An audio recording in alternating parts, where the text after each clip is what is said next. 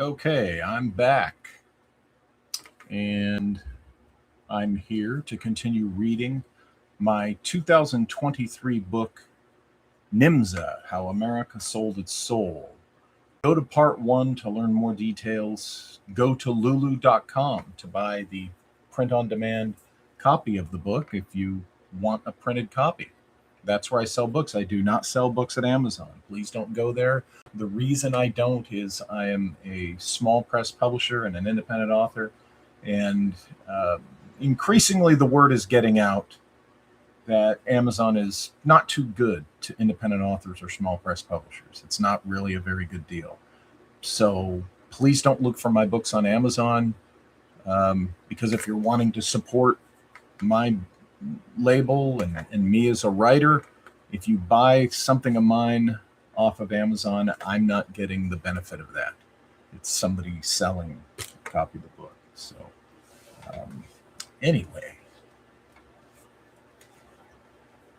Oh, and besides, it's probably going to be more expensive there than if you just buy a new copy at lulu.com, Lulu.com. Hello, Marshall. Hello, Michael. I don't know if you guys were here earlier, but I'm getting ready to jump back in to continue reading my 2023 book, NYMZA, How America Sold Its Soul. So I read the first 5 chapters, and there will likely be more people appearing in the live chat. I'm going to go ahead and continue because this is going to be probably a couple hours or so. I think I was on 3 hours before. So here we go. Get a little sip of water.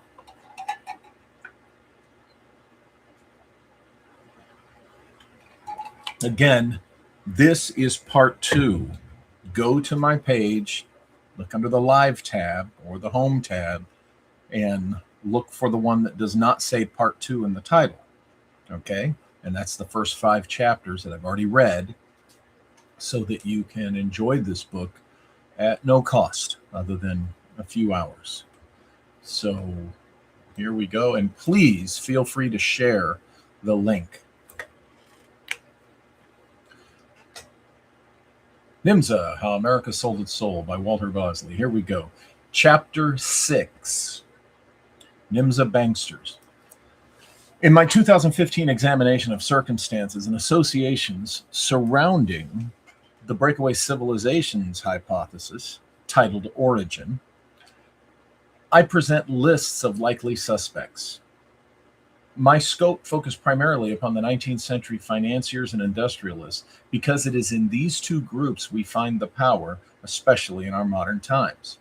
But in Origin, I was merely touching the surface. A closer examination yields even more interesting data. Let me show you.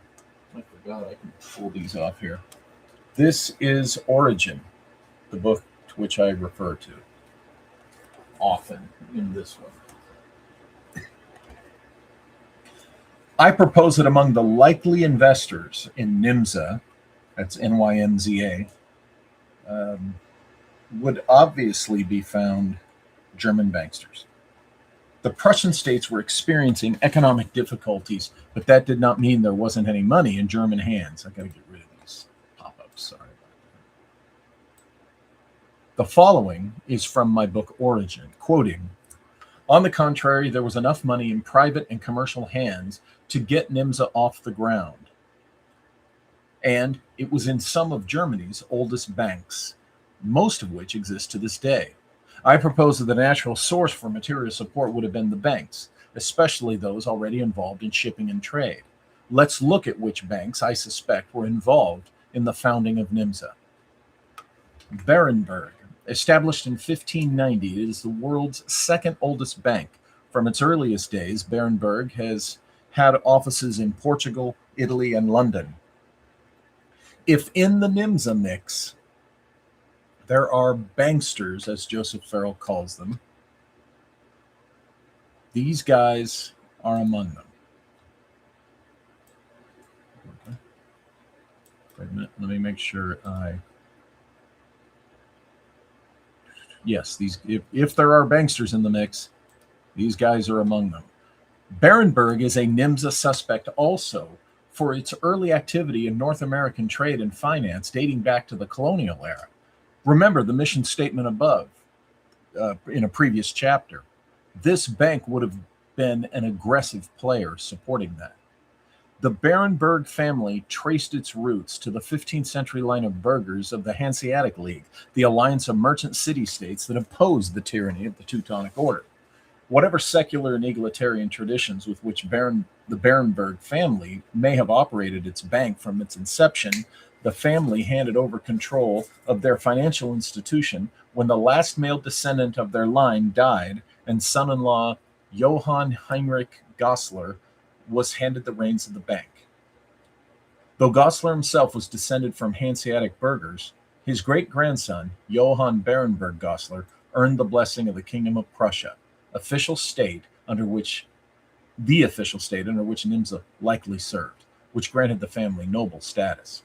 Now, adopting the Prussian von in his name, Barenberg Goslar was promoted to Baron in 1910, and his son John would serve as a senator and an ambassador in Rome.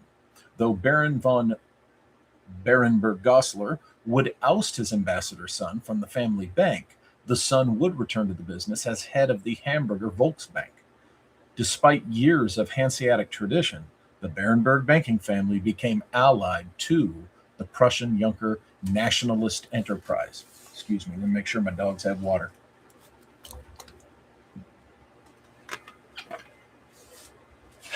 Okay, silly, you got water.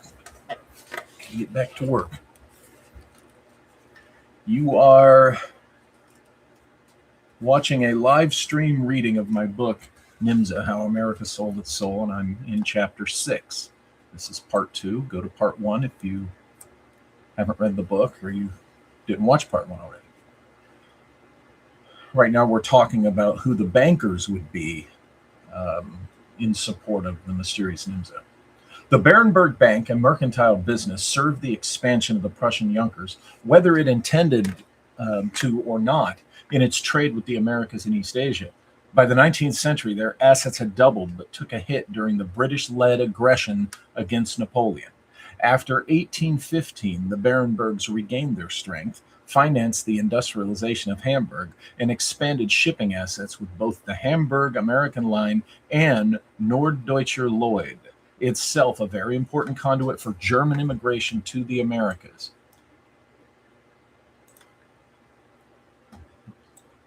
NDL, as it is known, would form a partnership with U.S. Railroad, the Baltimore and Ohio, as well as a permanent route to the ports on the east coast of South America.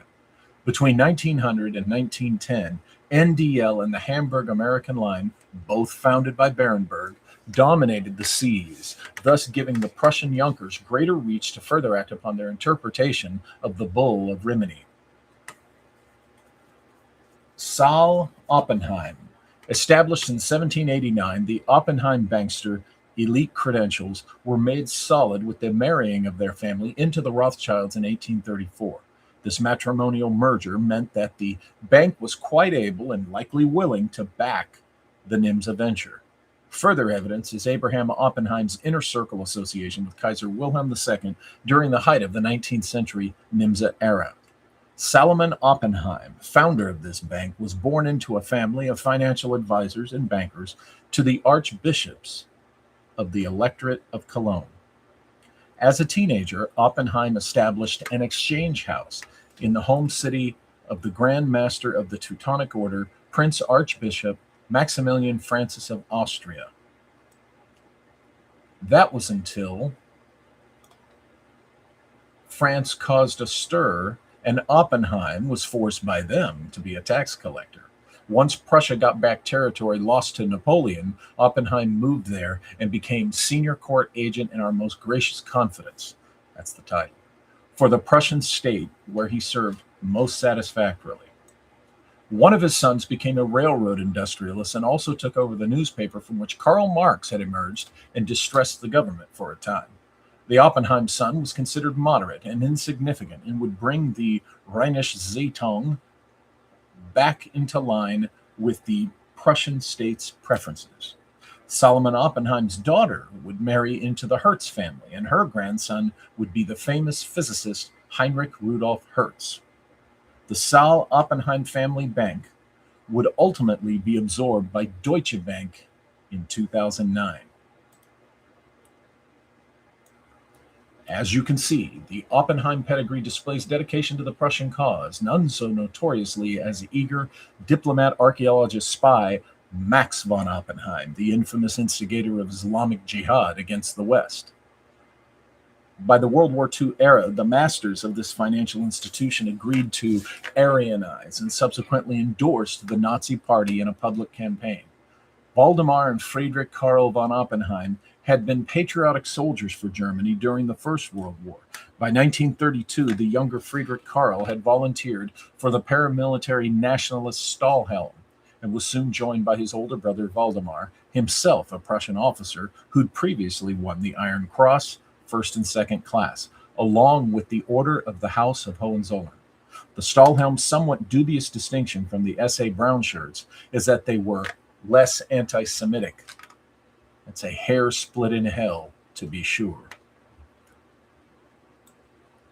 M.M. Warburg, established 1798. Here we have one of the most prominent banking and finance families of the era. The Warburgs and their bank are of the Venetian del Banco family. There will be more to say about the Warburgs in a later chapter, as both the German and U.S. factions of the family factor into the airship milieu. That comment was in Origin. I discussed them again in Origin, but I go on about the Warburgs here. Paul Warburg, born in Germany in 1868, would go on a world tour in 1891 to 1892 before becoming a partner in the family banking firm in 1895.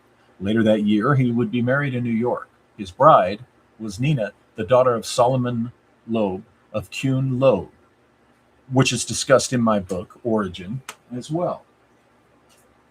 This book here.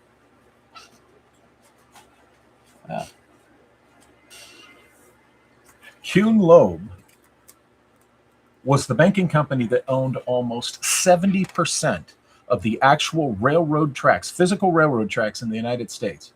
Kuhn and Loeb were also German immigrants.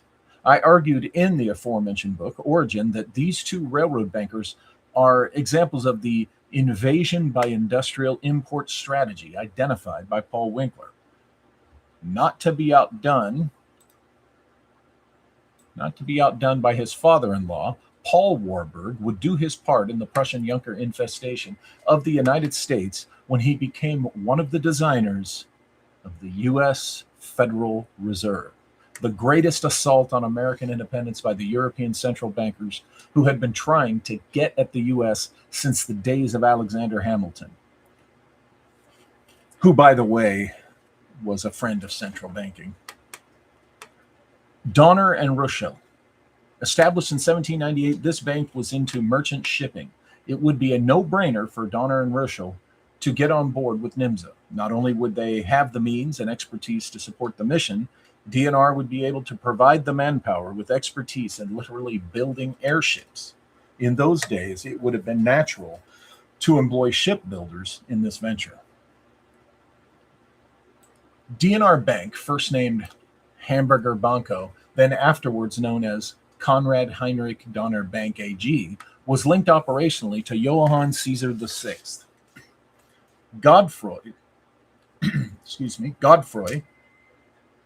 Godfrey, I guess, there's no Y, Godfrey, a German trader and descendant of adoptive Hanseats.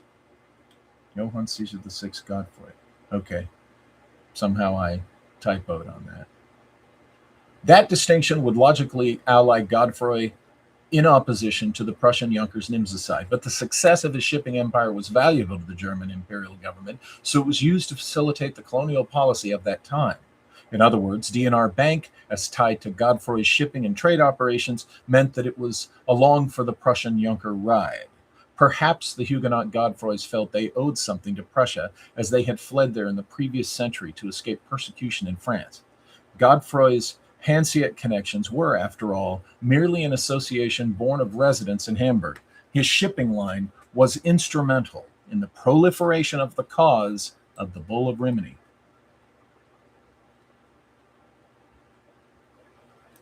The remaining German banks in existence in the early 19th century were Metzler, established in 1674, the second oldest bank in Germany.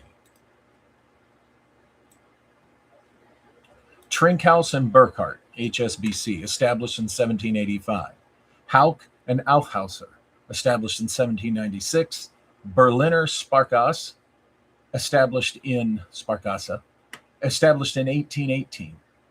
Stadtsparkasse, München, established in 1824, and Horner Bank, established in 1849. Despite the political upheaval and economic turmoil in the Prussian states, there were German banks in solvent operation with plenty of resources to fund NYMZA, Nazi international operations. I propose these banks would have had an interest in making NYMZA happen. Additionally, there were banks that would have been brought into the fold once NYMZA launched. Per my book Origin, Oldenburgisch Landesbank was established in 1868. Commerzbank, established in 1870, is Germany's second largest bank. Its first chairman was a shipping magnate. In 1932, this bank's CEO and chairman signed a petition for Adolf Hitler to be appointed chancellor. This institution was among the World War II Grossbanken that financed the German military. The officers of this bank sat on the boards of arms manufacturer Krupps, the engineering firm of Siemens, and the notorious IG Farben of concentration camp infamy, though not alone in that horrific venture by any means. 3 of the bank's former officers were ousted during the Aryanization of the company, and they were subsequently murdered in accordance with the final solution policies. In more recent history, Commerzbank was caught laundering $253 billion through Iran, Sudan, and Myanmar. The bank was penalized for facilitating transactions on behalf of Iranian parties subject to international sanctions, including the Islamic Republic of Iran, shipping lines, and other sanctioned Iranian associates in Sudan, for whom the bank committed wire stripping violations and altered country identification codes on Iran's behalf. Here is where we find a NYMZA Nazi international thread and the Nazis entwined within this scandal, and it involves the previously mentioned Oppenheim banking family. Okay, let's see what I'm quoting here before I may be talking from the Origin book again. In 1914, Max von Oppenheim was instrumental in having the first modern jihad declared against the West, spun up by Germany for the benefit of Germany. Joseph Farrell writes, "These detailed plans found public expression in Wilhelm's desire to foment the whole Mohammedan world in wild revolt against the British. The German hand behind modern Islamic terrorism becomes obvious when reflected in statements like that made by Field Marshal von Moltke, when he declared it was time to arouse the fanaticism of Islam, and also in actions like Kaiser Wilhelm's cable to the Turkish war minister to urge the Sultan to summon Muslims all over the world into a holy war for the caliphate. The resulting fatwa was the first time in history in which jihad was waged against specific infidels." Now, here's where the Iranian connection is pertinent. Max von Oppenheim encouraged manipulation by Germany that inaugurated specifically targeted Islamic jihad, and it was enthusiastically continued by the Nazis who continued the policy. It was the Nazis who moved the Shah in 1934 to literally change the name of Persia to Iran, Farsi for Aryan. Germany, during both World War I and the Nazi era, was up to its goose-stepping ass in the affairs of Islamic Jihad and Iran in particular. Funny how the United States stepped up its involvement with Iran following World War II and the onset of Operation Paperclip and the OSS CIA absorption of the Galen Ring of former so-called Nazi intelligence operatives. Now, give some thought to the possibility of a surviving Nazi international having a hand in the terrorism we are currently up against. Now do you see why Commerzbank's former Nazi patronage makes its laundering of $253 billion on behalf of Iran between the years 2000 and 2008 of interest to this discussion? I shall soon be pointing out the NYMZA shadow behind the rise of the Nazis. Thus must we consider that Commerzbank also has ties to NYMZA, and likely, in my opinion, predating those of the Nazis. That's what I wrote in Origin. Commerzbank was part of the post-war Nazi problem we are dealing with today, but not as big a problem of the next guys on our list. My list. Because I'm the guy that wrote this. Deutsche Bank, established in 1870. Here we come to the heavy hitter. Quote, George Siemens of the engineering firm, I'm quoting from my book Origin. George Siemens of the engineering firm upon whose board sat officers of Commerzbank was among the founders, and many of the bank's first ventures were in South America. Deutsche Bank financed both the Northern Pacific Railroad and the Baghdad Railway. Already, we have resonance with NYMZA's proposed mission statement, interest in the resources and industry of the Americas. Deutsche Bank sold bonds to Krupps and introduced Baer to the stock market. During World War II, Deutsche Bank was the bank of choice of the Gestapo and funded Auschwitz, as well as the nefarious IG Farben and Baer facilities built on the site. This financial institution is a NYMZA Nazi international suspect, if there ever was one, in my estimation. That's what I said in Origin, and I stand by that now. It just gets worse with Deutsche Bank. Personally, I think there is something to the idea that a Nazi international was behind the attack on the World Trade Center of New York in September 2001. History demonstrates the previously discussed connection between the World War I era German and subsequent Nazi hands behind modern Islamic terrorism. So it's no great leap to suggest that a present-day Nazi group might have had a hand in 9/11. Thus, if a Nazi act, it was also a NYMZA act. It was also a NYMZA act within the context of this book's hypothesis. Deutsche Bank's modern headquarters was built in 1984 in Frankfurt. It is known as the Deutsche Bank Twin Towers. Deutsche Bank was the first company to list on the New York Stock Exchange after the attack on 9/11 that destroyed the Twin Towers of the World Trade Center in New York. What, if anything, is there to make of this?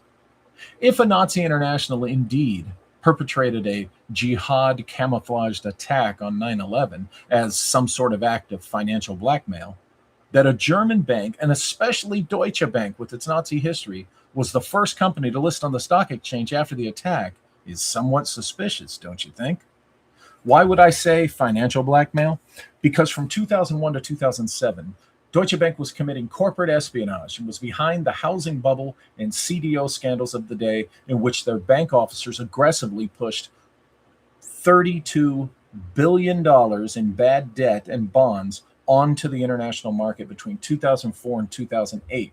This resulted in the economic collapse we all recall in late 2008 during the U.S. presidential election season.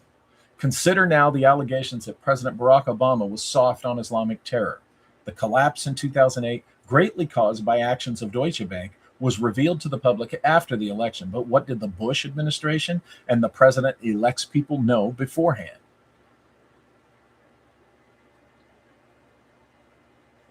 It could be said that the Nazi Internet might the said Nazi International have communicated its preference for the more sympathetic candidate in Obama? Could the jihadi merchant Nazi International have made it clear to Obama that he was expected to go gentle and not interfere in a deeper plan behind the global terror? Now you understand why I placed Deutsche Bank firmly among the suspected NYMZA backers and servants via the corporate Nazi hand. However, these were the resource guys, not the men who envisioned what a NYMZA world should be. And I have purposely delayed discussion for one last suspect banker until the last section of this chapter, because he represents the NYMZA plan in the Americas and serves as a precursor to a concept mentioned in the next section. NYMZA had to have been the invention of individuals dedicated to a shared vision. Looking again to the mission statement I propose, we must consider who might likely have been the men who founded the organization from its conception and those who would have been recruited into its fold and carried it into the 20th century and beyond. Let's look at some of the likely suspects. Mystic industrialists, NYMZA master planners.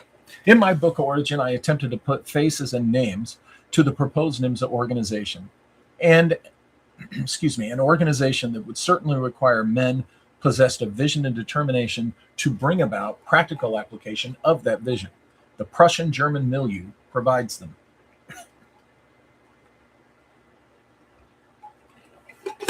Wait a minute.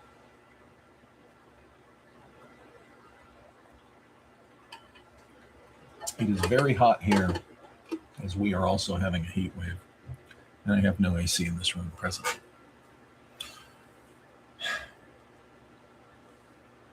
In my book Origin, I attempt to put faces and names to the proposed NYMZA organization, an organization that would certainly require men possessed of vision and determination to bring about practical application of that vision. The Prussian-German milieu provides them. First on the list, Karl Reichenbach, 1788 to 1869. Chemist, geologist, metallurgist, industrialist, and philosopher member of the Prussian Academy of Sciences. Reichenbach's life spanned the early years of the NYMZA of Delschau's narrative, that period of the Sonora Aero Club of the 1850s, and his varied expertise was exactly made to order. Chemistry informs the development of fuels. Metallurgy provides the resources for airship structural designs, i.e. in the 1890s airship reports, we learned that early aluminum production is a factor. Was Reichenbach instrumental in that? Thus, Reichenbach was a geologist. That Reichenbach was a geologist serves the chemistry and the gold hunting needs and aims of NYMZA. Being an industrialist, all of Reichenbach's talents and skills were brought together in the all-important practical application of theory and science into a useful technology. On to the next page. Reichenbach was preeminently the ideal candidate to be among the very men who created NYMZA. And there is yet another important aspect. We're talking about specifically the Prussian NYMZA. And yet there is another important aspect to Reichenbach relative to NYMZA in the big picture of this book. He was a philosopher member of the Prussian Academy of Sciences. This is important, as you shall see in a later chapter, because it identifies the mystic factor present throughout the development activities of NYMZA. That Reichenbach was a philosopher member of the Academy will resonate with readers of my Secret Missions to the Lost Expedition of Sir Richard Francis Burton. In that book, I explain the distinction between the modern scientist-technician and the multi-talented and more comprehensively focused philosopher-scientist, of which Burton could be counted in spite of the revolt in the Royal Societies, resulting in the ascendancy of the technicians by the time of his era. The term philosopher-scientist really means that the scientist is as much a student of Hermetic principles and practices as he is of material science. Another way to put it is mystic scientist, and Reichenbach was one of these. The mystic aspect will continue to be very important to NYMZA, as you shall see. Let's continue with the identification of more NYMZA suspects. I refer the reader to my book Origin, and I believe that's in the notes. Friedrich Waniek, 1838 to 1919. A producer of iron, an engineering industrialist, Waniek's life spanned the era of the heart of our thesis. He was 17 years old when Delschau says the Sonora Aero Club emerged. Waniek ascended to leadership in industry during the expansion of NYMZA and Germany into South America, which also spanned the rise of the rival American group and its 1890s airships. Waniek was also a contemporary of the German mystics who would be instrumental in 20th century German politics and inspire the early Nazis. Waniek was himself a mystic and very much the ardent Prussian nationalist. How early might he have been involved with NYMZA? Aside from his obvious status in industry through which he would have provided valuable material resources, Waniek was a good friend of mystics such as Guido von List, who dedicated his Secret of the Runes, Das Geheimnis der Runen, to fellow von List Society member Waniak. Fellow von List Society member Waniak. Might it have been Waniak's enthusiasm? Sorry, folks. I've been at this for some hours. Might it have been Waniak's enthusiasm for runic language that inspired a use of coded written communication like that used by Charles Delschow? Waniak would definitely have been a NYMZA player during the South American period in which a young Germany was under the gold standard and actively involved in mining and the hunt for the precious stuff. Waniak must be on our list. Next on the list is Karl Kellner, 1851 to 1905. A classic NYMZA candidate if there ever was one, Kellner was born just a few years prior to Delschau's arrival in the United States. But the late 19th century period of NYMZA activity would have been right up his alley.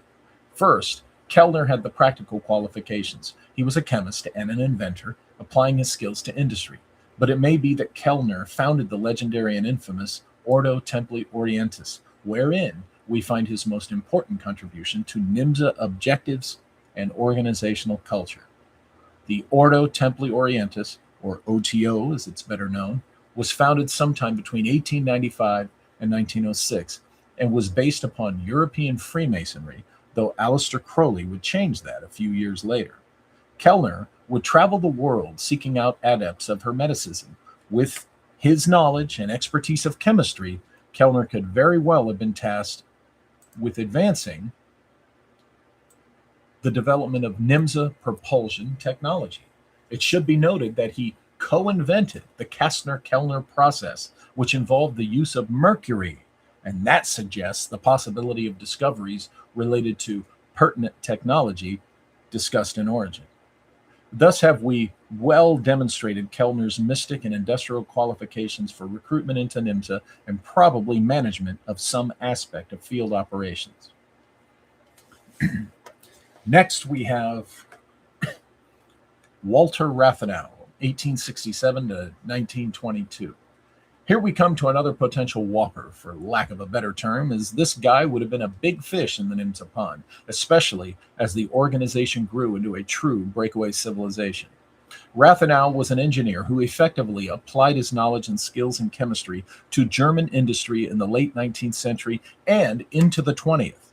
He was, like others before him, a philosopher-scientist, i.e., Hermetic inclined, and as you might have expected, an ardent nationalist. But that's not all. Rathenau was also chairman of AEG, the Alamine AEG. I'm not going to try to pronounce that. I wrote it in the book. The engineering firm identified with the development and manufacture of Die Glocke, the much discussed Nazi bell. So as you see with Rathenau, it's getting real interesting. As foreign minister of Germany in 1922, Rathenau forged an agreement known as the Treaty of Rapallo with the Russians, which restored diplomatic relations between the two nations, wiped the slate clean on mutual World War I indemnities, and established an economic bloc in which each was the other's primary international trading partner. All this cooperation was in defiance of Versailles, but the real impact of the treaty was that it allowed Germany to proceed with rearmament by exporting its military-industrial complex to Russian soil, thus serving as a loophole to evade Allied controls opposed by the Treaty of Versailles.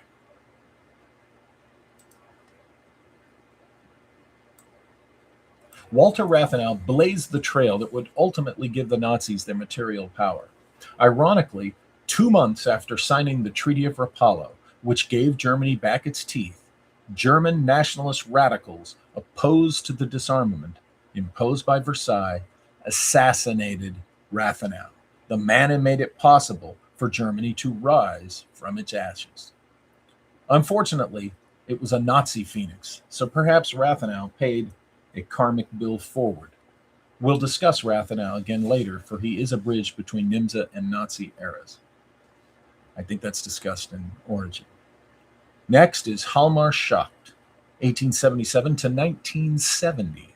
In Schacht, we have another clear Nazi bridge between the 19th century NYMZA and the post-war post-World War II ascendancy of the breakaway civilization. Or I'm sorry, the post-war um, World War I, probably. Banker and politician Schacht was also a member of the Urania Lodge, providing his bona fides as a team player for the Mystic brand, where the NYMZA would be concerned. And he was also an early supporter of Adolf Hitler. In Schacht, as much if not more than even Rathenau, we have a NYMZA suspect with a hard link to the Nazis. Ditching the German Democratic Party for the Nazis, Schacht threw in with the Nazi Party because of the promise of a new Germany. Though Schacht lent much support to raise funds, he curiously never actually joined the party officially. It was Schacht who masterminded the German scheme of exporting its manufacturing base, which effectively results in a portable civilization, suggesting that Schacht had actually formalized a 19th century NYMZA tactic into the 20th century German scheme under Nazism. Schacht would live to see paperclip scientist von Braun's leadership send the ascended world power United States to the moon. It might be suggested that NYMZA, more specifically the breakaway it had been absorbed into by 1969, or someone else, had likely already been there.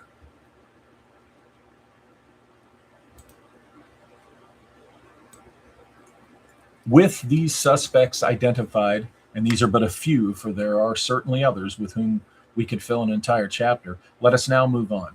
What else was NYMZA doing in the Americas? So we're at chapter 7.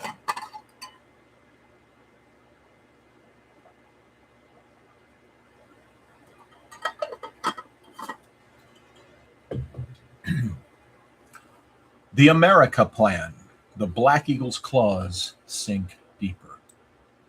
According to Charles Delshow, there were other groups besides the Sonora Aero Club, the details of which may have been the only one to which Delshow was given access. With German bankers active in trade and finance during the colonial era, what else could have served Prussian objectives before 1850? I have argued that shipping and exploration were likely sources of revenue, acquisition, and intelligence. The biggest piece of evidence that the Prussians took the NYMZA mission statement seriously is the existence of one of America's well-known financial institutions. I propose that the U.S.-based banking firm of Kuhn Loeb was a Prussian plant, and it served the needs and aims of the NYMZA organization.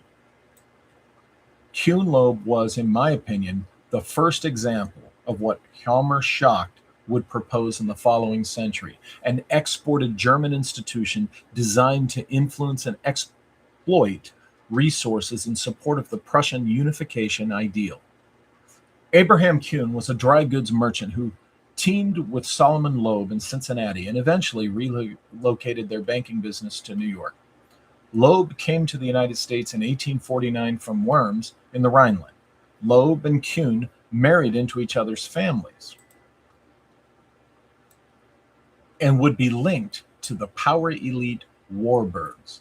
As stated in my book Origin, there isn't much biographical data available on these two. I find that interesting. I also find it interesting that by the late 19th century, Kuhn Loeb owned 64% of all rail lines in the United States. Not bad for dry merchants. I did find two different, I saw 64% and 70 in another source, but you get the idea. Kuhn Loeb owned the majority of physical rail lines. I'll continue. Here's where the thread ties to some nefarious associations in the second half of the 20th century. The firm had provided the capital for E.H. Harriman to acquire the Union Pacific Railroad for an exorbitant amount beyond the asking price. Apparently, Harriman wanted the Union Pacific very much, and Kuhn Loeb wanted him to have it. Why? The establishment of railroads was a significant tactic in the unification of German culture, thus the country itself. Why not do the same in the United States? Kuhn Loeb played a major role in that, and I don't think it was a coincidence. About the time the railroads were tying the states together, a temporary roadblock to Prussian Bull of Rimini exploded. The war between the states made it difficult to proceed in the usual manner, so the Prussian Junkers, NYMZA, decided to focus on Latin America for a while until things cooled off in the US. Naturally, I proposed that the NYMZA Nazi International had likely gone ahead and scouted the situation. Prussia and Mexico, a brief contextual history. Diplomatic relations between the two parties did not formally begin until 1879, 8 years after German unification. But through the mid 19th century, immigration increased the German population in Mexico. In the 1830s, when Mexico owned Texas, German immigrants were attracted north. Charles Delschow would be among them 2 decades later. Prussian influence in Mexico increased when Emperor Maximilian came into power on behalf of France in 1864. But that didn't work out. Maximilian was executed by the incoming Mexican regime. Despite this, German immigration continued into Mexico, with many colonies established in various locations, including Veracruz, Tamaulipas, and others in Chiapas and the Yucatan. Much German cultural influence took root and remains today, including architecture, music, breweries, Oktoberfest celebrations, and agriculture. During World War I, Germany would test its power in Mexico using classic medieval tactics and urging it to side with the Central Powers. The infamous Zimmermann telegram rained on that parade. But a hiccup in Mexico didn't discourage Prussian conquest tactics in South America. German immigrants established their industrial footprint in Argentina, Chile, Brazil, Paraguay, Bolivia, Peru, Uruguay, and Venezuela. In 1843, Colonia Tovar was founded in Venezuela by immigrants from the Duchy of Baden, and even today is known for its German culture and agriculture, contributing to the scene. Oxapampa, Tovar's Peruvian sister city in the highlands, was established in 1891 by descendants of Prussian immigrants. Along with Tyrolean houses in the jungle, the Germans built a thriving coffee-growing industry there. German colonies in Latin America tend to display a distinct transplantation of Germany to the target country. Assimilation with the local culture is of little to no interest, a little different from the Junkers of medieval times, admittedly, but the other essentials are there. It all serves the intent to globally establish claims and influence over natural resources, mining in particular, probably the biggest clue at the time as to the ultimate vision of NYMZA. For the time being, there was much gold to harvest. Goldfingers, Source and Sorcery, and Sir Richard Burton. In Empire of the Wheel 2, Friends from Sonora.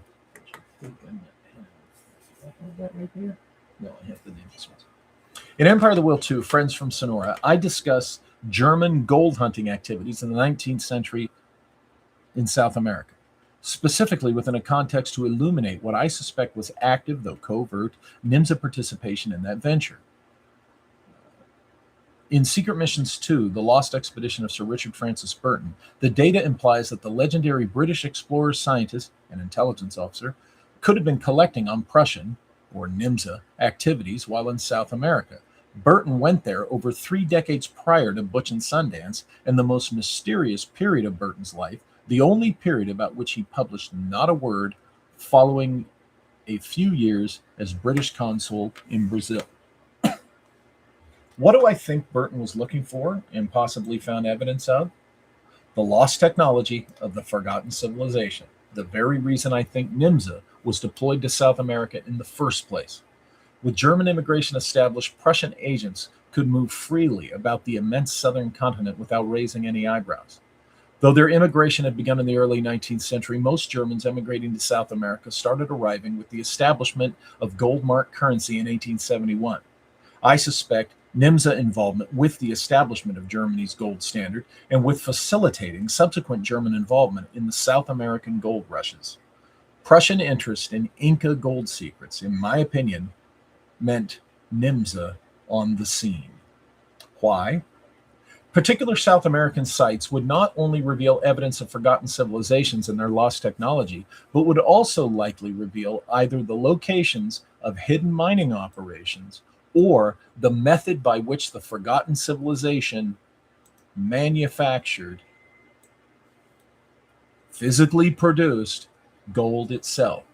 Yes, I am suggesting alchemy on an industrial scale. From my Burton book, quoting, but suppose the story of the queen hiding the gold was true in allegory. What if the hiding of the gold in the subterranean passages is code for the knowledge of from where to draw the gold?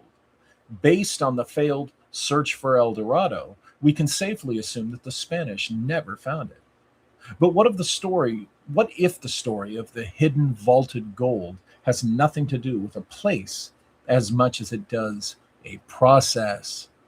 Just as the megalithic sites and the lore of the tunnels are associated with the mysterious lost civilization, I propose so too was the source of the Inca gold. As David Childress compellingly argues for a massive Tiwanaku, Pumapunku, or processing complex, I am willing to take it a step further. I suggest Pumapunku and its associated Tiwanaku facility operated as a machine, not simply for the processing of ores, but for the raw production, the chemical creation of gold. That's what I wrote in my book, The Lost Expedition of Sir Richard Francis Burton, lulu.com. If you haven't read that book, you need to get it. Go to lulu.com and get it. I'll continue. I realize what a colossal leap that will be for some to even consider, but I maintain that NYMZA agents would have suspected that this was the case. NYMZA would have been created and managed by men who already possessed and were dedicated to furthering arcane knowledge every bit as much as they were dedicated to forging industry and founding a unified Germany. For a detailed examination of the gold processing plant theory, I refer the reader to my other book, The Lost Expedition of Sir Richard Francis Burton, available at lulu.com. For now, we must continue with the thesis of this book. NYMZA in Latin America. Not one of the German explorers identified in Secret Missions 2, the Burton book, Lost Expedition book, had to have been even aware of an organization like NYMZA. Said organization would only have needed access to the data or to embed an agent on the various expeditions, which employ many people other than the identified scientific team, including porters and cooks, hunters, etc., etc. NYMZA agents could have been on these expeditions without the knowledge of the others on the team. So which explorers could have been either NYMZA sources, agents, or even unwitting enablers? Alexander von Humboldt is a good starting point. Born in 1769, Berlin native Humboldt studied at the University of Frankfurt, then Göttingen, where his passion for travel was ignited. As a result, he dedicated his studies and life to scientific exploration. Humboldt's Latin American explorations began in Venezuela in the summer of 1799. Humboldt's South American explorations resulted in the essential foundations of modern geography and meteorology, and in this we find our resonance with NYMZA interests. Another aspect of Humboldt's early 19th century explorations of South America was geology. Humboldt's study of volcanoes revealed linear grouping in them, and he presumed that this corresponded with vast subterranean fissures. Now, whether Humboldt was himself an agent of NYMZA or not, his South American work was available to them by 1804, decades before the Sonora Aero Club emerged in California. Perhaps NYMZA had a hand in the Austrian expedition to Brazil, 1817 to 1835, commissioned by Rhenish Prince Clemens Wenzel von Metternich, and also linked to Dom Pedro IV, descendant of the Portuguese monarch of the manuscript 512 tale. NYMZA certainly would have been curious about lost mines in Brazil, and thus would likely have placed Germans on the expedition. Was sponsor Prince Wenzel of Metternich A NYMZA agent?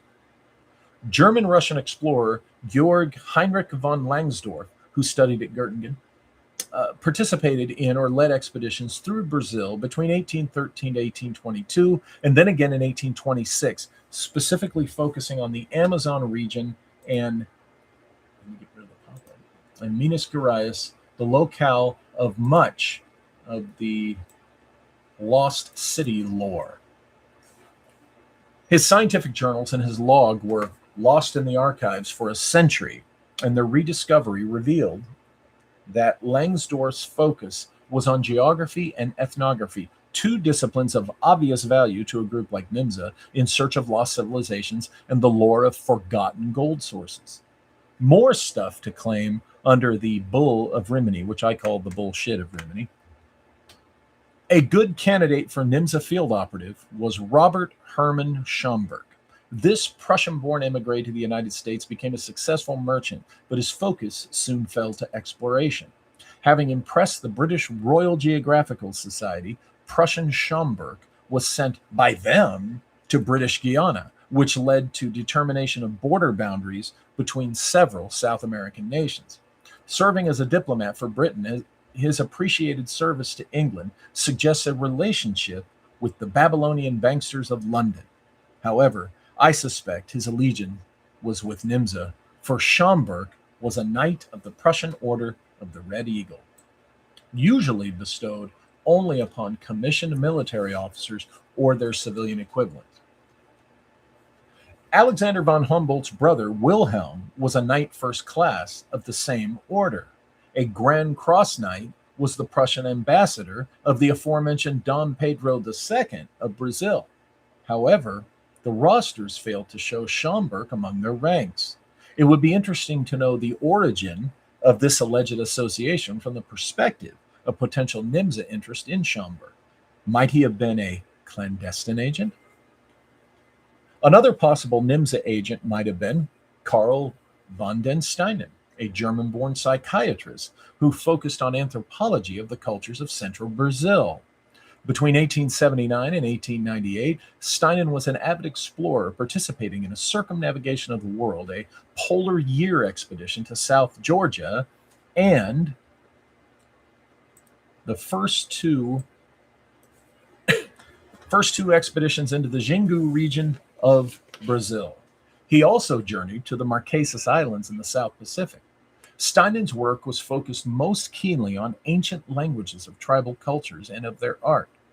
Was he looking for evidence of the lost civilization? Did NYMZA learn anything from his work, that they might have used during the early 20th century period of their operations in South America?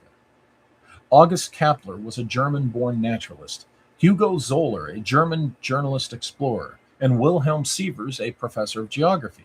Their world travels included South American expeditions between 1879 to 1909. Among the most prominent NYMZA candidates of the late 19th century was Arthur Poznański, whose work has a direct bearing on the investigation of Tiwanaku and Pumapunku. Poznański was born in Vienna in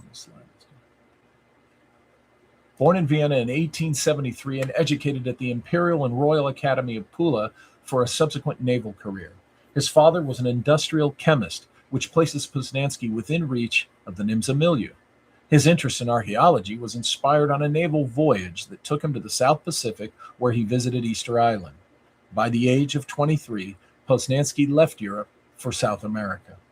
Poznański explored the Brazilian Amazon and got himself involved in military actions that forced him to move to Bolivia. Spending much of his time there, exploring the highlands and neighboring Peru, Poznański was fascinated with ancient Inca sites, especially around Lake Titicaca. He won national medals for his archaeological and ethnologic writings, and even became director of the National Museum. Poznański would become a popular lecturer in Berlin, Frankfurt, Nuremberg, and the German government awarded him an honorary title of professor in 1914. My point in looking at these German explorers of South America is that there was much Prussian activity down there throughout the 19th century.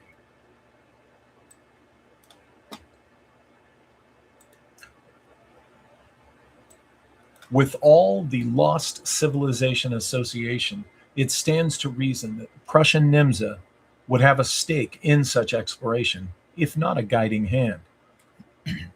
I shall reiterate that whether these men were associated with NYMZA or not, their works would have served NYMZA interests. I again propose that it's certainly possible that any of them could have been NYMZA agents. So, what might NYMZA have gained from all of the 19th century German expeditions? Where to look for gold and relics, along with the data vital to the mechanical operations of the airships? These expeditions mostly revealed where NYMZA explorers could subsequently find sites associated with the lost civilization, which I think they did. Is there any evidence that these speculative NYMZA airships ever flew in South America? In July of 1868, an aerial construction, as it was called, with lights and making engine noises, flew over the town of Copiago, Chile, actually Copiapo, south of Santiago, 828 nautical miles from Bariloche. The date of this sighting puts it within the range of activity of the original legendary Sonora Aero Club and its contemporaries under pre-schism Team NYMZA. In other words, before they told the Prussian officer to take a hike. Oops, sorry. In 1880, a teenage boy in eastern Venezuela reported a hovering luminous ball in the sky. Here we are moving away from the era of the original Sonora Aero Club and drawing nearer to the great airship mystery of the following decade. And remember that J.P. Morgan would be involved in banker activity in Venezuela not long after this period. The Dallas Morning News reported that on 17 April 1897, a man named C.G. Williams saw a cigar-shaped airship on the ground in Greenville, Texas. Williams reported an encounter with 3 crewmen of this airship. The captain of this craft explains how it works with electricity and moving parts. Williams is told about the airship traveling from New York to Indiana and down to Texas. This man even gives Williams letters to mail for him and tells Williams that if he does not disclose the names on the envelopes, the crew and he will take Williams, quote, on a trip to Mexico and South America.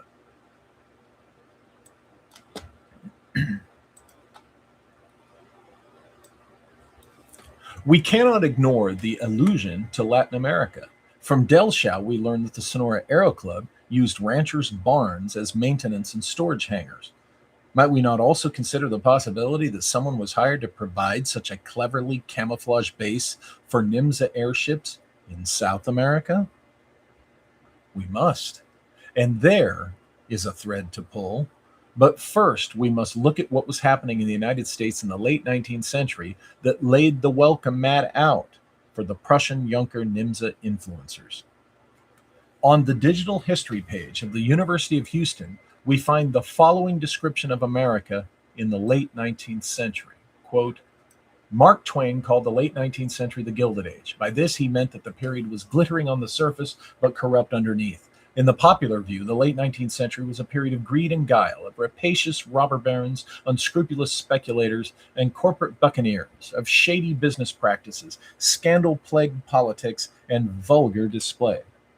But it is more useful to think of this as modern America's formative period, when an agrarian society of small producers were transformed into an urban society dominated by industrial corporations. The late 19th century saw the creation of a modern industrial economy. A national transportation and communication network was created. The corporation became the dominant form of business organization, and a managerial revolution transformed business operations, an era of intense partisanship. These were the turbulent years that saw labor violence, rising racial tension, militancy among farmers, and discontent among the unemployed. Burdened by heavy debts and falling farm prices, many farmers joined the Populist Party, which called for an increase in the amount of money in circulation, government assistance to help farmers repay loans, tariff reductions, and a graduated income tax.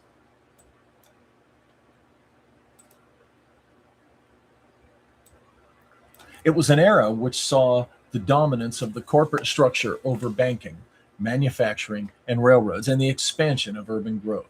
Like a scene out of the 1927 film Metropolis, both industry and labor were expressing the dark sides of their respective forces.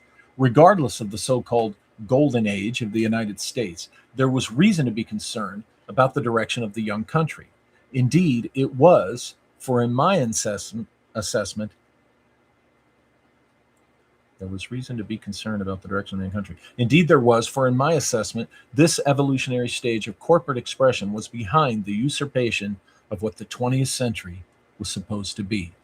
This is a theme which Todd Wood and I presented first in 2020 as The Lost Future, in a continuing series of books under that banner title, which has resonance here. The current volumes being The Mystery of Ingersoll Lockwood and The Curious Case of Margaretta Todd. Lulu.com, please. That's where you find them. Not at Amazon. You do not find my books at Amazon. Somebody preached that in the live chat. We have discovered, Todd and I, that there is significant overlap between our lost future research and the topic of this book. Also, I have a footnote here. There is an opportunist UFO luminary who has since attempted to usurp the same theme of the lost century. We attribute this to a lack of imagination, and a lack of authenticity, a lack of legitimacy, a lack of integrity, etc. on his part. I had to include that footnote. It is my strong opinion that this shift in what was the natural course, albeit guided by more positive influences where society was concerned, was the truest beginning of what would subsequently be accomplished through Operation Paperclip. The commandeering of the coming century by American uber corporatists in the 19th century was necessary to pave the way. The conquest of which this book speaks could not have happened otherwise. Like it's said in the cases of demonic possession, the victim invited the demon in. But let us continue with this crucial fulcrum period, which flipped us off our trajectory to a great height and into a dive to our impending doom. A curious saga in U.S. history has gone unnoticed for over a century as anything more than a quaint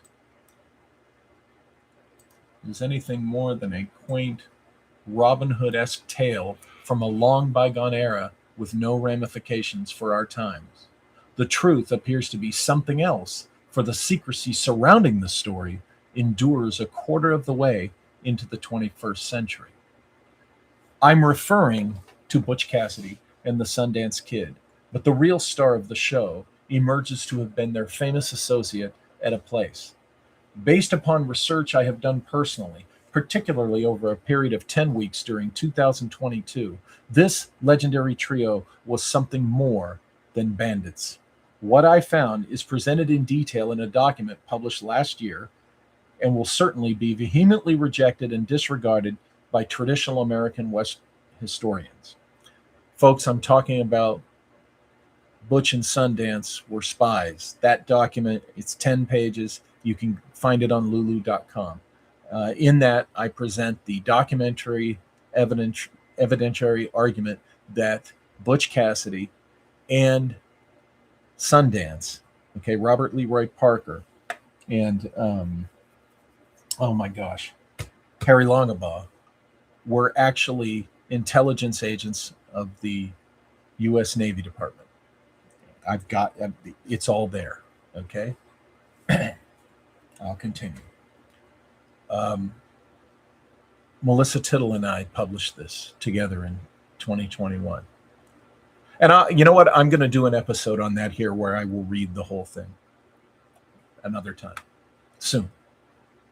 What I found is presented in detail in a document published in 2021 and will certainly be 2022, I apologize, will certainly be vehemently rejected and disregarded by traditional American Western historians. I have encountered stubborn resistance from some theorists simply over the actual fate of Etta Place, who disappeared from the historical record in 1906. But like it or not, what I have found out first about Etta Place, then about Butch and Sundance, cannot be ignored and ties them directly to this narrative of Prussian, Junkers, NYMZA, Nazi conquest of the United States. Their connection begins in 1899.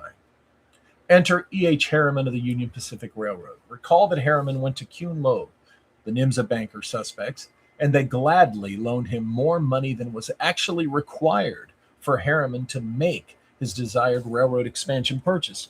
We also know from history that Butch Cassidy's desire for amnesty was ultimately at the will of Harriman, whose railroad the gang liked to rob.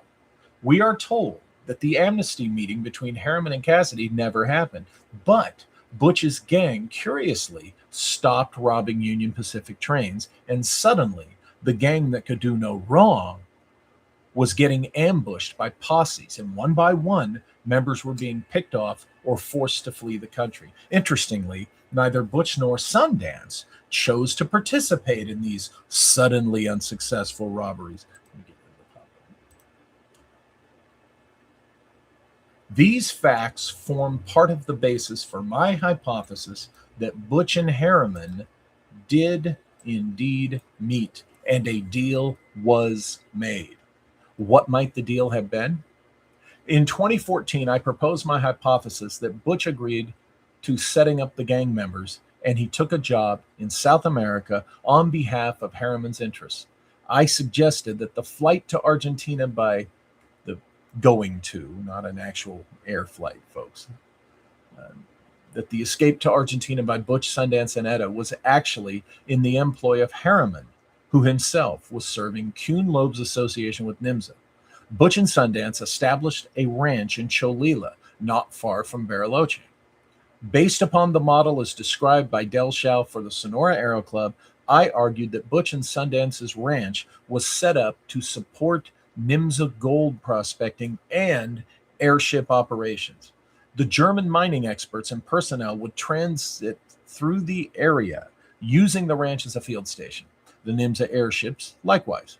The twist in all this, as I presented back then, is that there is reason to suspect Etta Place and Harry Longabaugh were indeed intelligence agents working undercover for the U.S. Secret Service.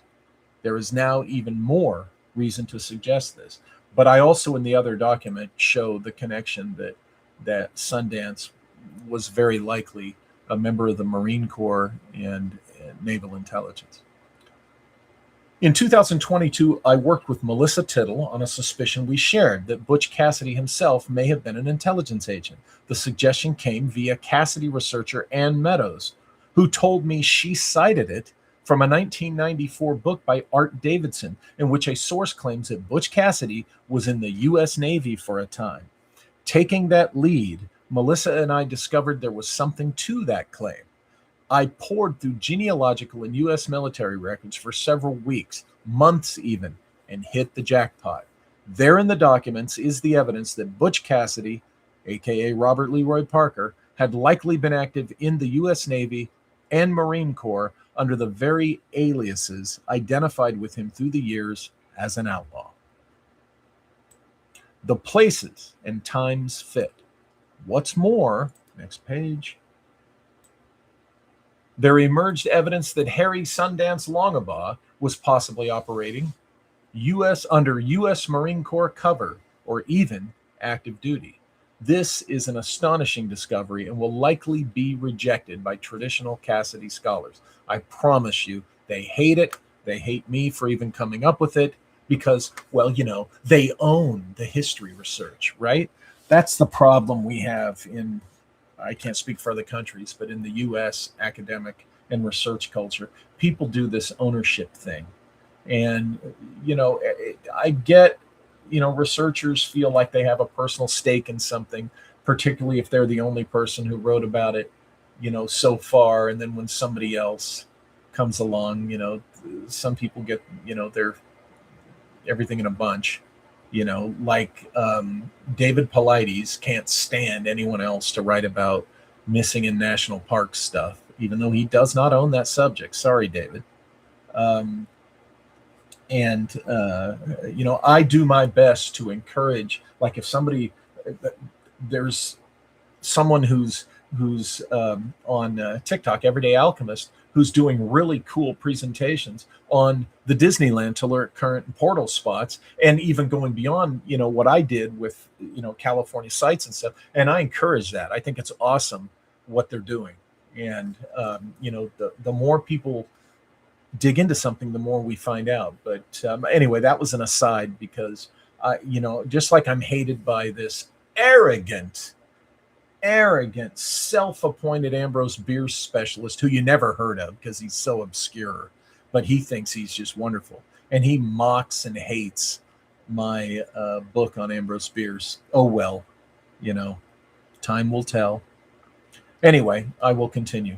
Nonetheless, the evidence is too strong to ignore and further supports my original hypothesis that Etta Place and Sundance were undercover agents. So with this proposition on the table, my hypothesis remains that Butch and Sundance's ranch possibly served German mining operations and NYMZA airship crews, and therefore served U.S. intelligence objectives by collecting upon both of those operations.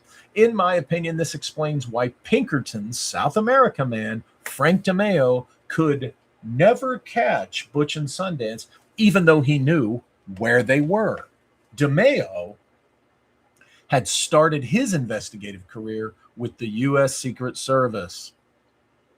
Thus, do I argue he had continued to be an asset for them and was more likely, from my perspective, serving as a field contact between Etta Place and Washington, D.C. Why is this relevant to the thesis of this book? That brings us to chapter 8.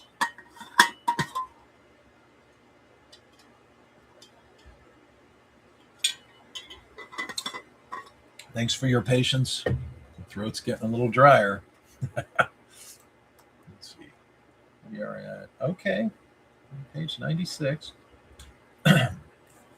Chapter 8. The party which pulled off the invasion, camouflaged as Operation Paperclip, was able to put its claws into the United States through advanced technology development. That technology was specifically aerospace technology. According to the original source, NYMZA was all about advanced technology, specifically controlled flight, aka aerospace. If my hypothesis is right, and Etta Place was collecting on the NYMZA Germans, along with Butch and Sundance, she learned something about NYMZA operations, their organization, and perhaps even their long-term plans. This, I suggest, is what got her killed in San Bernardino, California, 9 years after leaving South America.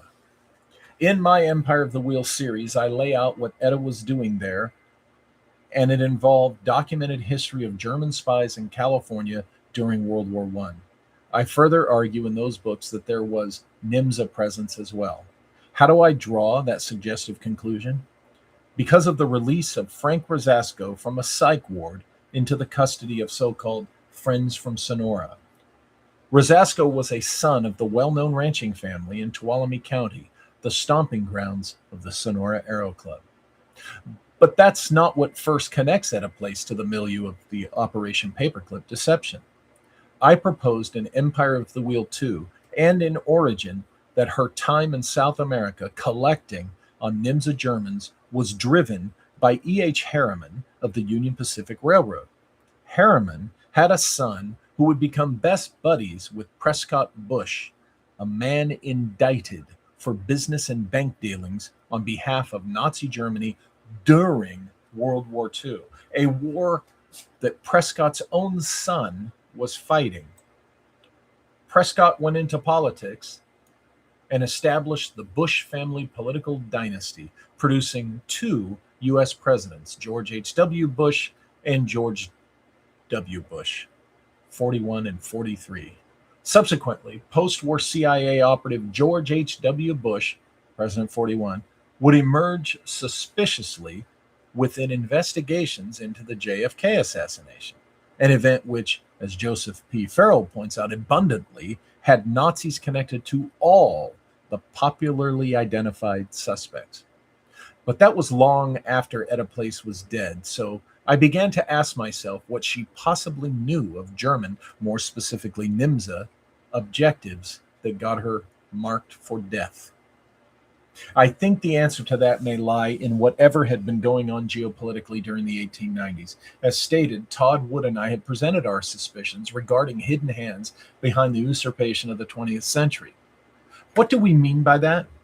Basically, a power elite decided to make certain financial, industrial, and political moves to change the natural course of Western civilization, that changed the natural course that Western civilization was on at the turn of that century.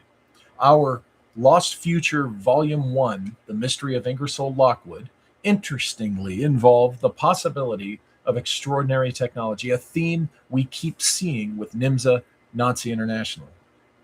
Etta Place may have learned or even witnessed something of German or NYMZA intent or capabilities while in California, where I think she was lured to her execution in San Bernardino in 1915.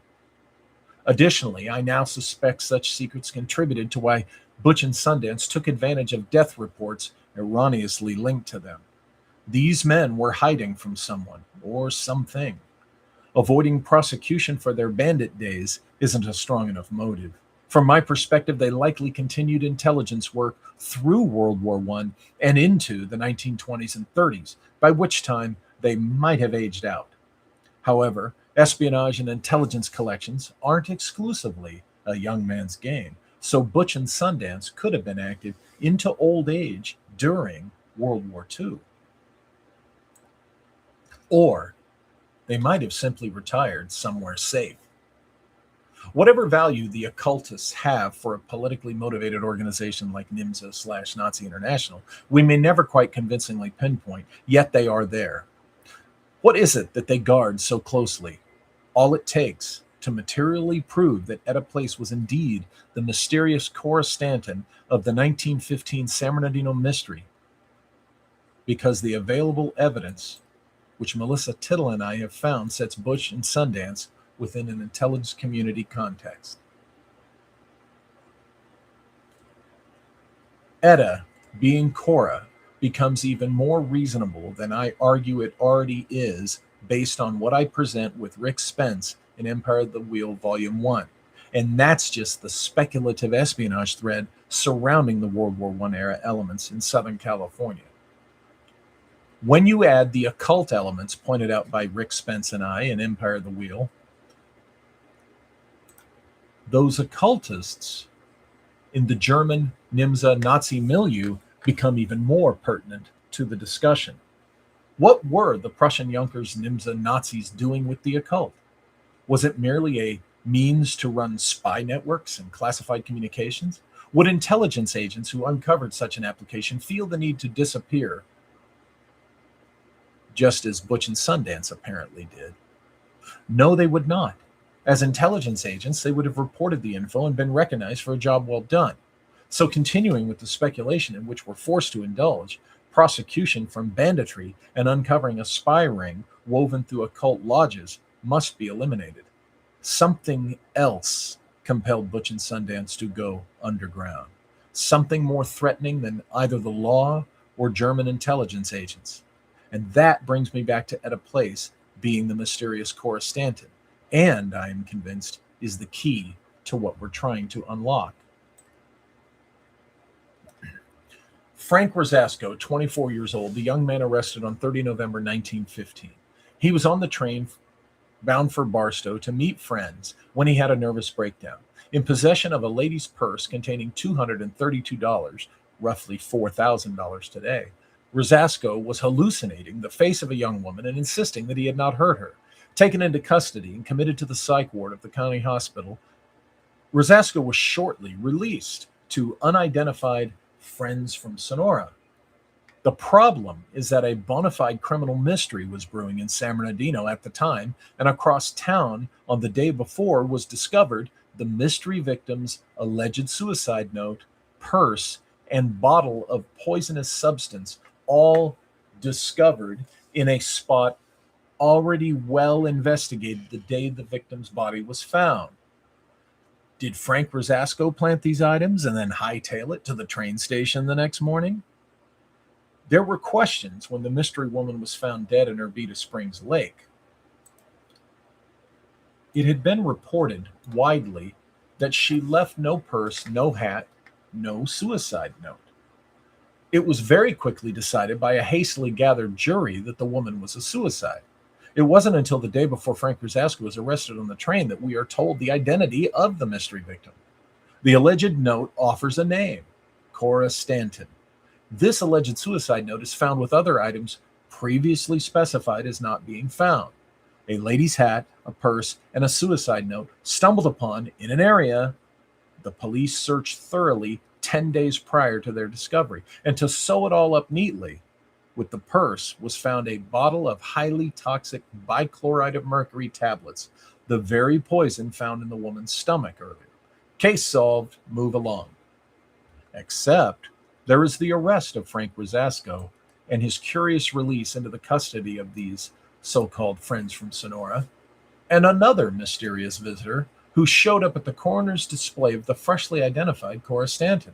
This mystery man gave a name and an employer, but both proved a dead end. He claimed to know the dead woman, but after viewing the body, he departed rather suddenly and was never found.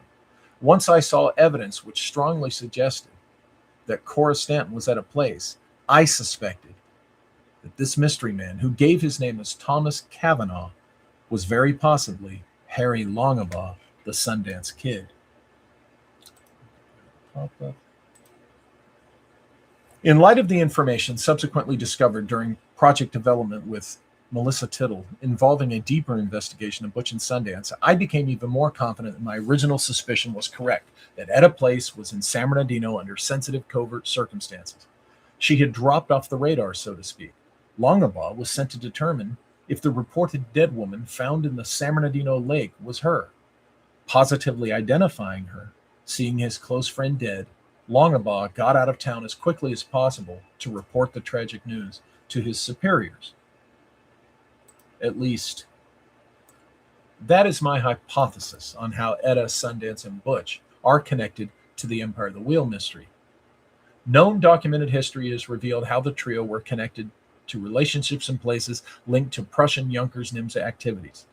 In Empire of the Wheel, we also present why German intelligence agents would have been present in San Bernardino during all the 1915 events in question, and present throughout all of it were occultists, as demonstrated in Empire of the Wheel Volume 1. And, as if all that wasn't enough, we can also connect Del Shao's Sonora Aero Club, thus NYMZA, through the presence of Frank Rosasco and all that he brings to this mystery. How?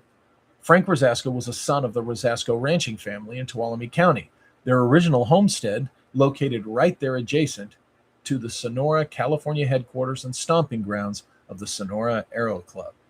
The Rosasco family who settled there were Italian immigrants, and Del Shao tells that Italian ranchers were associated with the club and supplied the aero builders with barns to hangar and hide their flying machines. The Rosasco family arrived in the area during the same decade Del Shao tells us that the Sonora Aero Club was active. Who exactly were these friends from Sonora to whom a mentally unstable detainee was released during the middle of a potential crime spree? We will likely never know. But what of that occult link? What would have threatened Butch and Sundance more than the law and German intelligence? Consider Frank Rosasco's psycho-emotional state when arrested. He was off his hinges, hallucinating. Rosasco was a graduate of Berkeley University, a reportedly bright engineering student with a great future ahead of him. After San Bernardino, Frank Rosasco spent the remaining 58 years of his life living with his family, never marrying, and spending every day of nearly 6 decades running mathematical equations, surveying a particular site, and unidentified as of yet, on the family property, and making astronomical observations of the night sky. When I interviewed Frank's great-nephew,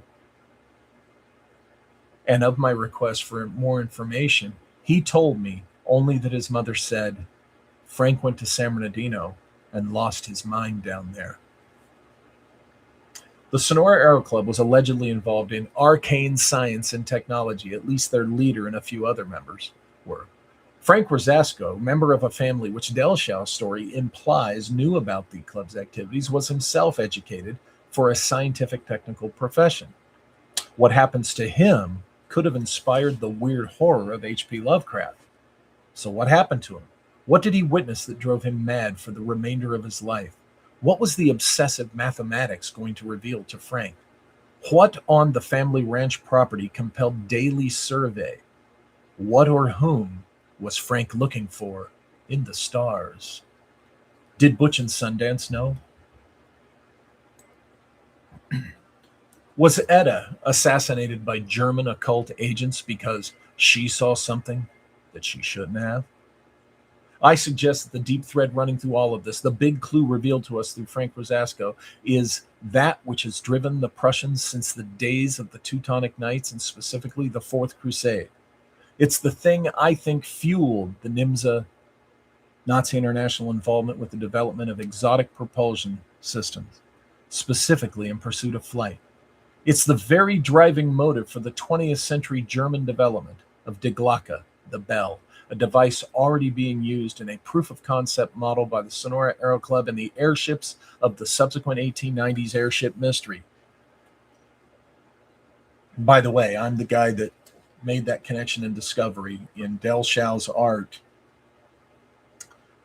which was done in the 1890s. There it is, the bell, kind of a proof of concept prototype that Delshow claims was used in the propulsion and lift, the function of how these mysterious arrows worked. So there you go. Let me kind of go back. It's the very driving motive for the 20th century German development of Die Glocke, the bell, a device already being used in a proof of concept model by the Sonora Aero Club and the airships of the subsequent 1890s airship mystery. It is the true objective of the Luftwaffe aviation medicine scientists behind Operation Paperclip. What fueled all this was the desire to reach the stars.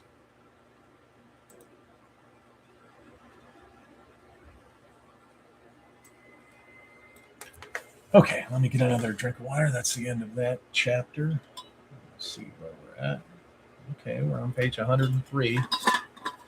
Still a little ways to go.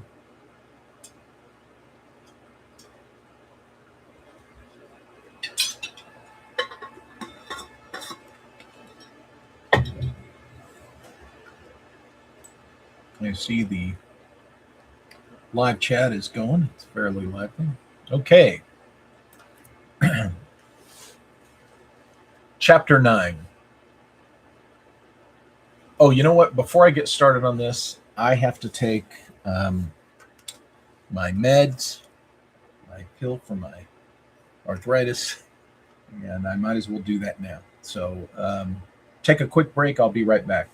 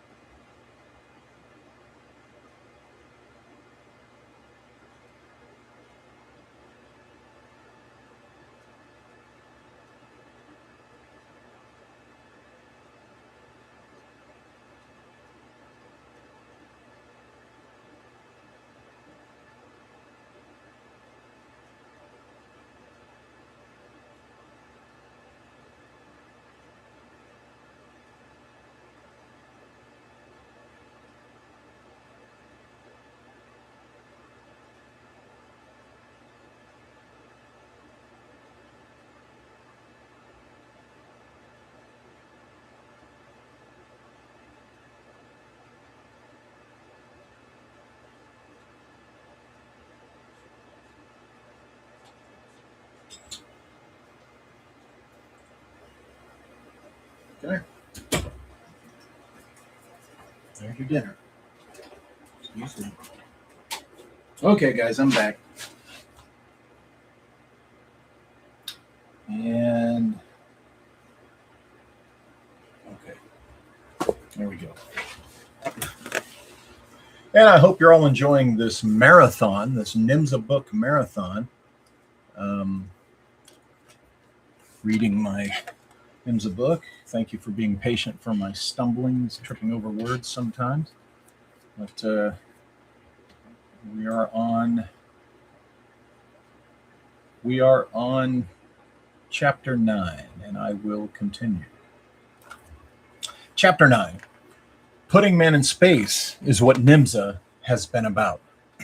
It's what their associated colleagues among the Nazi-era scientists and engineers were pursuing, and through Operation Paperclip, they got their hands on more money and more resources to continue reaching off-planet. Through the United States, this NYMZA/Nazi International apparatus saw to it that a military-industrial complex was exponentially expanded to serve their needs. Through NASA, the NYMZA Nazi International cabal embedded within saw to it that a manned space program was accelerated, both publicly and on a classified level. Under the threat narrative of the Cold War, they carefully and strategically sank their claws deeper into the host nation's leadership to keep the pursuit of aerospace technology advancing. We now live in an era when the discussion of mining moons and other celestial industry is a viable opportunity. We now live in a time when we are increasingly asking, who will we meet out there? Does the NYMZA Nazi International already know who and what is out there? Have they known all along? Is that knowledge what got Etta Place, i.e. Cora Stanton, murdered? Is what is out there beyond our solar system what drove Frank Rosasco mad? The answer may have begun to reveal itself during the Apollo missions, but there remains a gap between the 19th century and the end of World War II, which must first be addressed. Go lay down.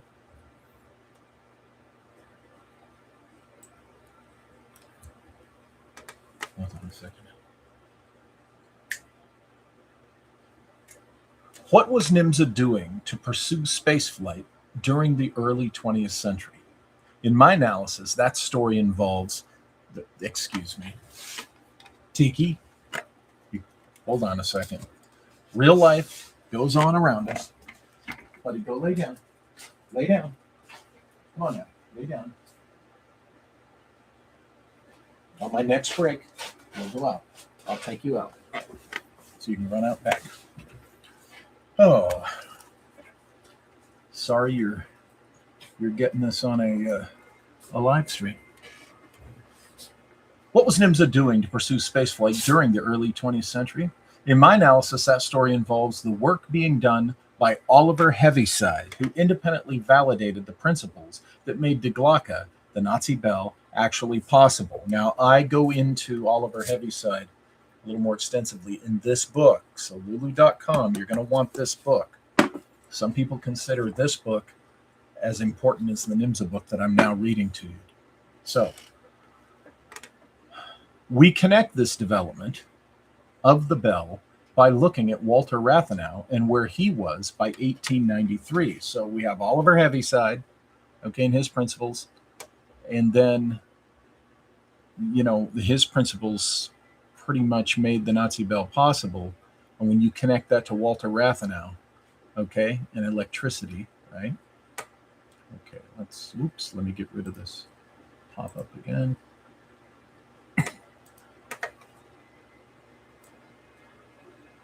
Oliver Heaviside published his GEM, Gravido-Electromagnetism Theory, GEM, when Walter Rathenau was 26 years old. Rathenau's father founded AEG, or General Electricity Incorporated, in 1888. Walter had studied physics, chemistry, and philosophy in Strasbourg and Berlin, where he was born, then joined the board of AEG in 1899 after starting his engineering career.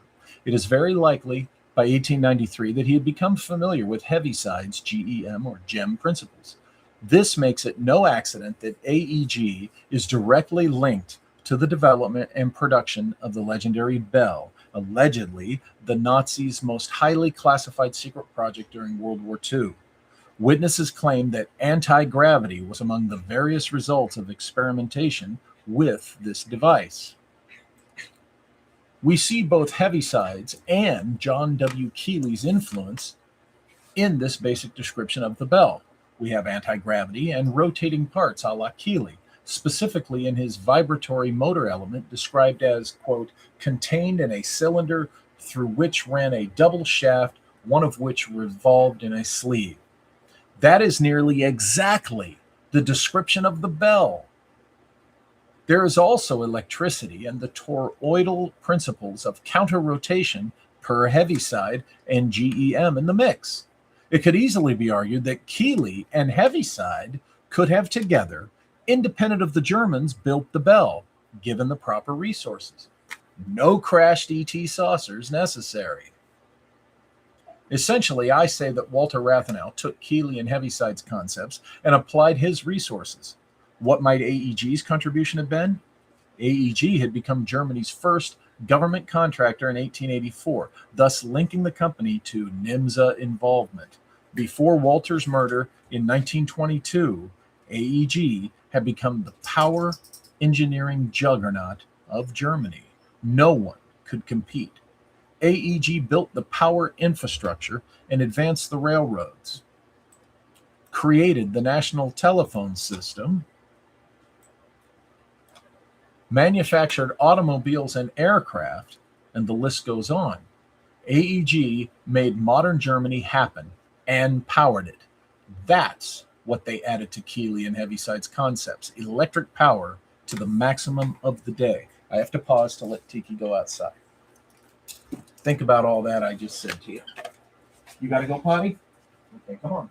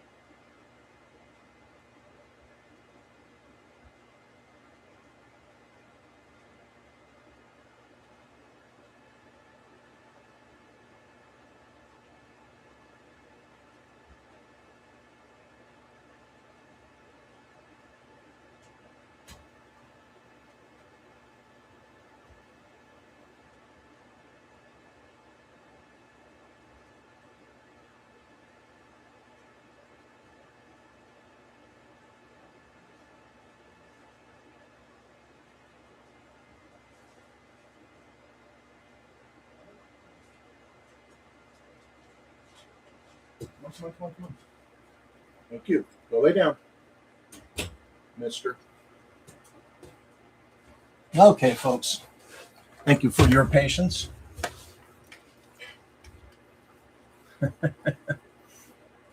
Okay.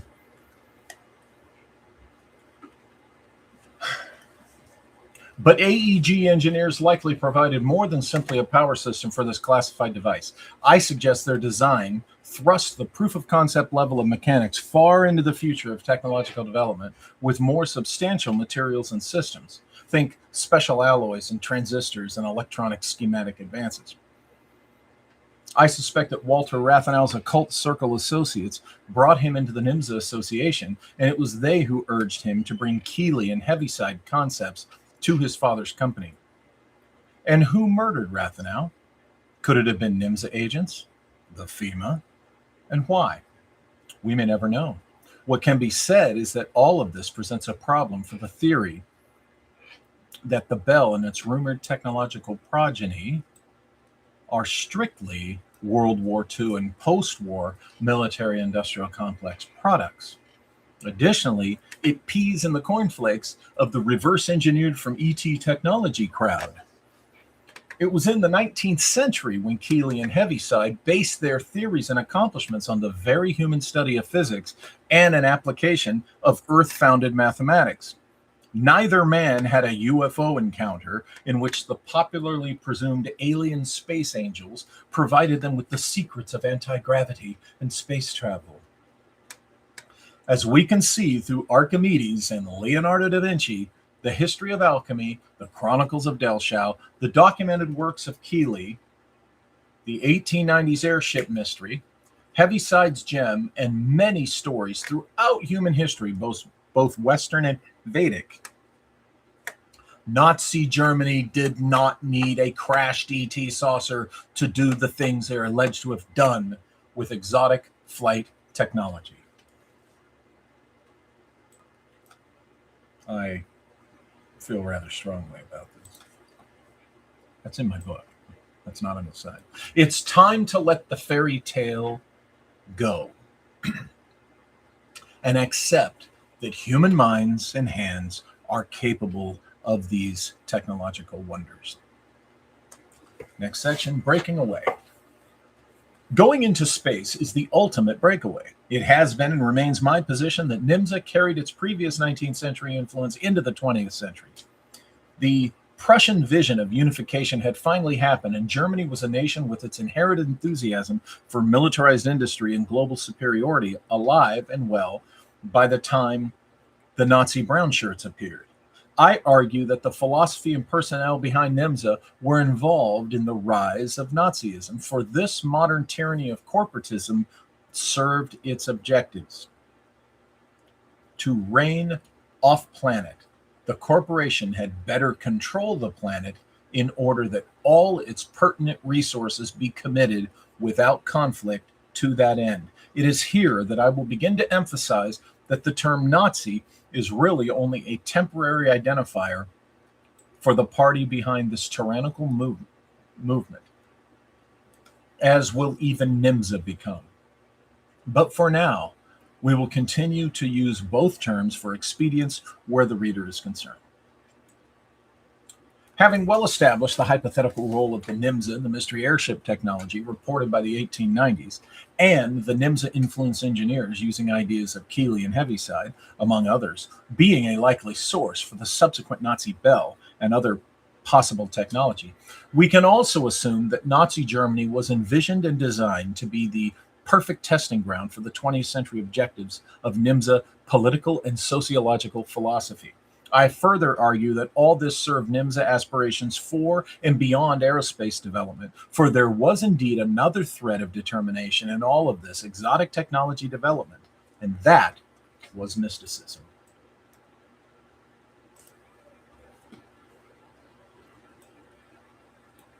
Why? I see the answer in two parts.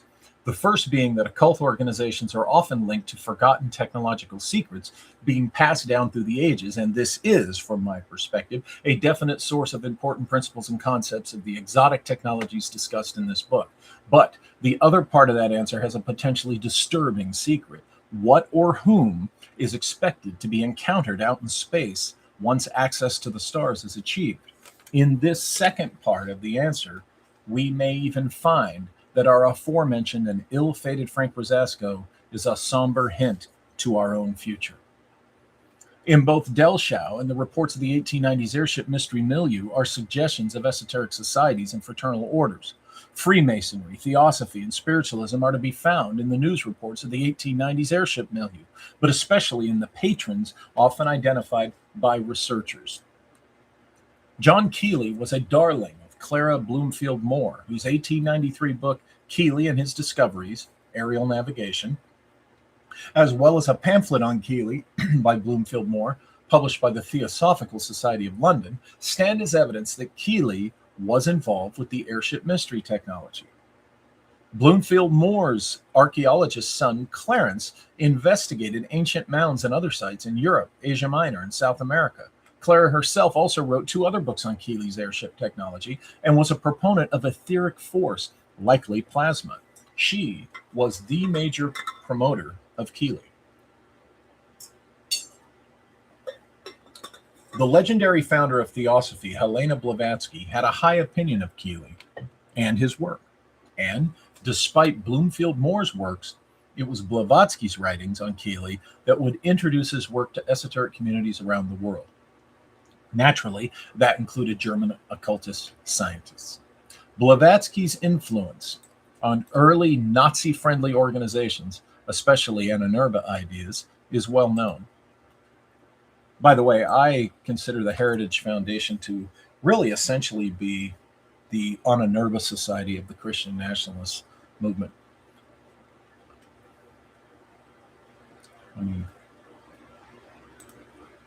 Blavatsky's influence on early Nazi-friendly organizations, especially NYMZA ideas, is well known, but we can follow a thread from her directly to the worst of Nazi Germany's enterprises. Among Blavatsky's personal associates was Annie Besant, however you pronounce it. Subsequent president of the Annie Besant, I think it is. Subsequent president of the Theosophical Society following Blavatsky's death. As if being pals with Charles W. Ledbetter, who encouraged masturbation to the underage boys he personally mentored, Besant was also close friends. Besant was also close friends with playwright George Bernard Shaw, so beloved by the literary crowd despite his role in genocide. Allow me to quote this reprehensible shit of a human being. And I quote Shaw. Quote, "You must all know 6 people, at least, who are no use in this world, who are more trouble than they are worth. Just put them there and say, 'Sir or madam, now will you be kind enough to justify your existence?' If you can't justify your existence, if you're not pulling your weight, and since you won't, if you're not producing as much as you consume or perhaps a little more, then clearly we cannot use the organizations of our society for the purpose of keeping you alive, because your life does not benefit us, and if it can't be of very much use to yourself." End quote. The asshole Shaw also said this to the Eugenics Education Society in 1910, and I quote, "We should find ourselves committed to killing a great many people whom we now leave living. A part of eugenic politics would finally land us in an extensive use of the lethal chamber. A great many people would have to be put out of existence simply because it wastes other people's time to look after them." End quote. George Bernard Shaw. And wait, there's more. Shaw also said this. Wait a minute. I didn't mean to. Shaw also said this, quote, "Hitler and the rest can all depend on me to judge them by their ability to deliver the goods, and not by comfortable notions of freedom." End quote. As pointed out in Empire of the Wheel, George Bernard Shaw was known to admire Adolf Hitler and went on record in a 1933 issue of BBC Magazine recommending a gas be developed for the humane killing, so to speak, of human beings who no doubt would not benefit his ideal society. The Nazis seem to have taken him to heart and developed Zyklon B, the so-called humane gas for human extermination, and applied it.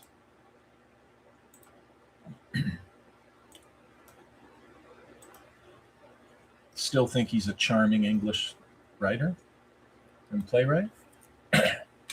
Shaw is just one thread connecting the social circles of the 19th century Theosophist, Spiritualist, New Age, and the 20th century Nazi nightmare, in that fabric woven greatly by the NYMZA airship million. Is this a sort of philosophy we want anyone taking out into space? Imagine an industrial base on Mars being administered by these NYMZA Nazi descendants. Would they exterminate all the workers once the job was done? They could explain it away to authorities inquiring back home, blame it on a cosmic weather catastrophe or compromise of a life support system. We are so sorry, everyone was lost. Oh well, such are the hazards of off-planet work. They knew the risks. As I point out in my book Origin, the circle of esoteric players associating with the likes of Shaw and his cohorts included prominent Germans, including Karl Kellner, a possible NYMZA suspect, Rudolf Steiner, who, despite opportunity to lead the German Theosophical Society, split from the organization. The Nazi political honchos would eventually ban such groups once in power, which may actually have been a red flag to NYMZA, who influenced those groups and through them helped the Nazis rise to power. Nazis seem to be in denial about the influence, excuse me, that esoterica had on their foundation. Yet, in spite of their public condemnation of astrology, the Nazis had no problem using astrologers in their psyops. Hitler even corresponded officially with an international astrologers conference in 1936. Rudolf von Sabotendorf infuriated Hitler with the publication of Before Hitler Came because it pointed out the influence of esotericism on key Nazis and their philosophy. I suggest that in this particular denial, we can argue the beginning of the end for the Nazis and the long-term plans of the NYMZA. The fascist corporatism would indeed serve its purpose, but the farther we get away from the end of the war, the less overtly Nazi Joseph Farrell's, wait a minute.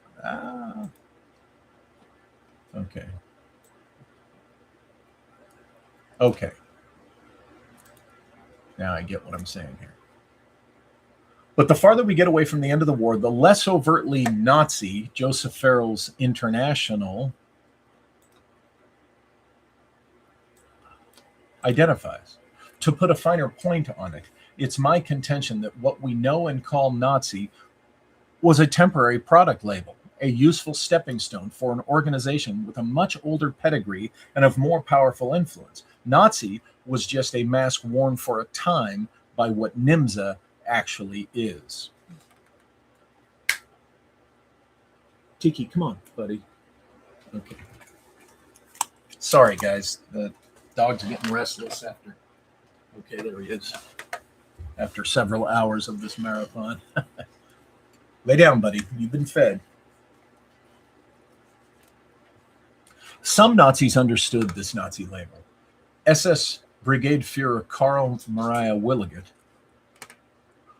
well-known Austrian occultist and an influence on Heinrich Himmler, was a man at the heart of Nazism who likely understood the more temporary shelf life of the movement. Williget stands on the bridge between the 19th century occultists and the 20th century Nazis. NYMZA would have influenced the Nazis through men like him. This sums it up.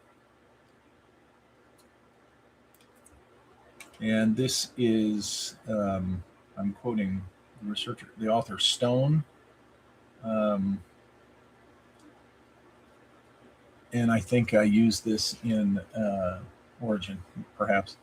Quote, but as will now be shown, the influence is at one and the same time both more indirect and more direct. For it is mediated not by any one of these societies to Adolf Hitler, but by one man, Karl Maria Williget, Himmler's Rasputin, and not to Hitler and the Nazi Party as a whole, but to Himmler and the SS as an institution within the Nazi Party and the state. As such, it is less accurate to speak of an occult influence on the entire Nazi state as it is to speak of an esoteric influence at the uppermost levels of the command structure of the SS. One is, so to speak, dealing with a Black Reich within the Reich, and at the uppermost reaches of the SS with a very secret esoteric and specifically alchemical belief system, end quote. Sounds like a Nazi deep state within the Reich, right? Deeper state. The connection between Williget and Theosophy was likely Lanz von Liebenfels, leader of the Ordo Novi Templi, whose Arian spin on the Bible was a product of his study of the theosophical writings of Helena Blavatsky. Von Liebenfels also advocated the idea of a long-lost advanced civilization of the remote past, a subject very much at the heart of the NYMZA mystery. This influence found its way to the Nazis via Williget.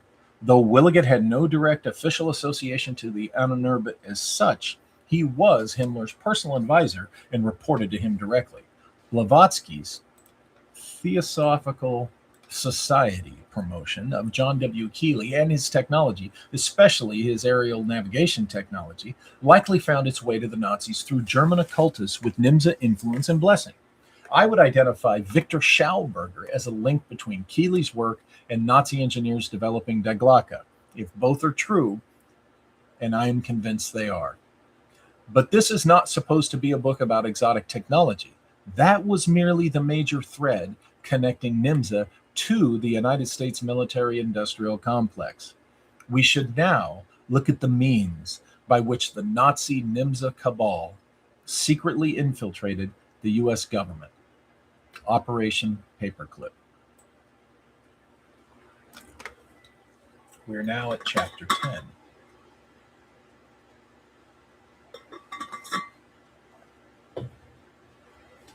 Can I make it through in this one live? Ooh, we're at page 111 of 148. Chapter 10. Here we go. Here we go. Chapter 10.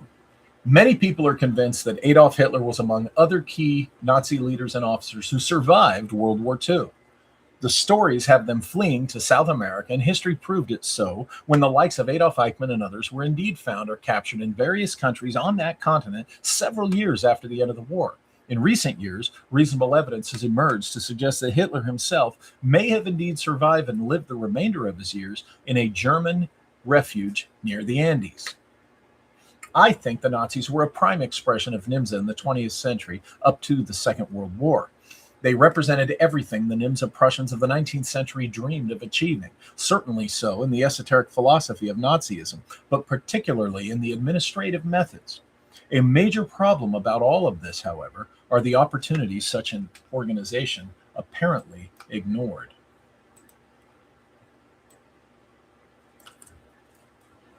NYMZA and the First World War. If the NYMZA existed, why didn't they use their airships to ensure a German victory in World War I? This question potentially rebuts any argument in favor of the thesis of this book. Think about it. If these breakaway airship groups indeed existed, the history of World War I and the remainder of the 20th century would have been quite different. Should have been. World War I is the fly in the ointment, as the secret airship milieu is absent. There is an argument to be made that the secret airship groups would have emerged publicly in some manner during that conflict, and since they clearly did not, it serves to prove the whole thing is a fantasy. That is a perfectly reasonable position, I must admit. The problem with that is World War II. To get there, however, we must stay with the Great War for a little while. The Hindu-German conspiracy. Some have proposed that the Nazis must have mined ancient sources, and that's how they got the idea for the belt. As discussed earlier, there have been various organizations seeking the lost technology of forgotten civilizations, and the Nazis were indeed among them. Before the Nazi era, Prussian and government anthropologists and archaeologists in the 19th century were part of this quest. Let me say here yet again that I do not subscribe to the popular theory that Nazi Germany reverse-engineered flying saucers from crashed extraterrestrial craft. That is a fantasy which I'll address later. For those crushed by this stunning revelation, I offer an equally extraordinary alternative that is, in my opinion, much more likely. You may be familiar with the popular discussion surrounding Hindu Vedic texts and lost technology. If the Germans didn't have complete access to the secrets behind these texts in the 19th century, they may very well have gained it during the First World War with a mostly forgotten situation known as the Hindu-German conspiracy. This was an alliance between Germany and India during the First World War, and much of its activities were carried out in the United States, specifically in California. My co-author, Rick Spence, and I present the details of this in the Empire of the Wheel first volume, but the basics are that Germany buddied up with India in order to keep the British occupied on two fronts. India was in its early days of its fight for independence from British rule, and Germany was conveniently at war with England. Each gave the other what they needed against Johnny Bull. Revolt in India would cause England to expend valuable resources they could have used in the European war. So the Germans stoked that fire and provided India with weapons and assorted other munitions. In the course of all this, there was established a major Indian intelligence network to operate in California. This made it possible for Germany to ship arms from the Gulf of Mexico and smuggle them across the American Southwest via railroad to San Diego, from where they were sent to Burma, then Burma, aboard ships. We know this because of the capture of one of these boats, the Annie Larson. It is an interesting episode in American history, but within the context here, it is possibly even more significant. This alliance between Germany and India, facilitated through their respective intelligence services, would most likely be the relationship that gave Germany deeper access to classified Vedic secrets of Hindu history. The alliance may have been the opening of the door to various German esoteric studies of ancient India and Tibet in the decades that followed. This suggests to me that in this alliance, we have probably found the most materially effective source of any real lost Hindu technology that may have resulted in the Nazi vote. And who really brokered the Hindu-German alliance? History tells us the German Foreign Office, but I suspect NYMZA interests were directly involved. Next section, the Cauldron, post-war Germany.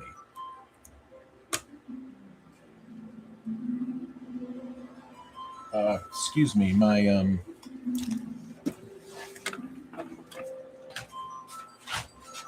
Alexa, stop.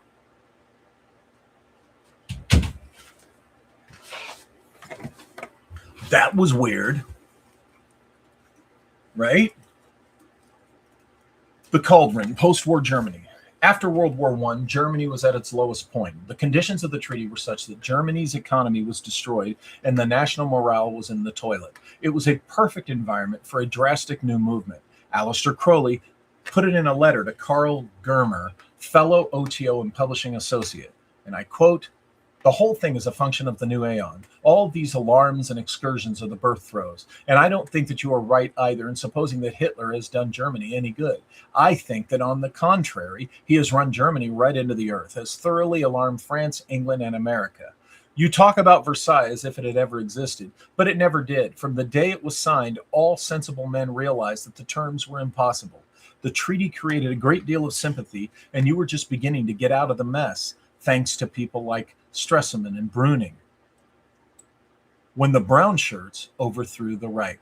What we absurdly call the cabinet is meeting today and is bound to initiate decisive action, which will certainly mean rearmament. A speed up in armaments everywhere, with the final crash liable to arrive at any moment. I think we are at the mercy of lunatics." End quote. And that was published in The Beast in Berlin, Art, Sex, and Magic in the Weimar Republic by Tobias Churton, one of my favorite historian authors. Anyway, that's the end quote from that, from Crowley.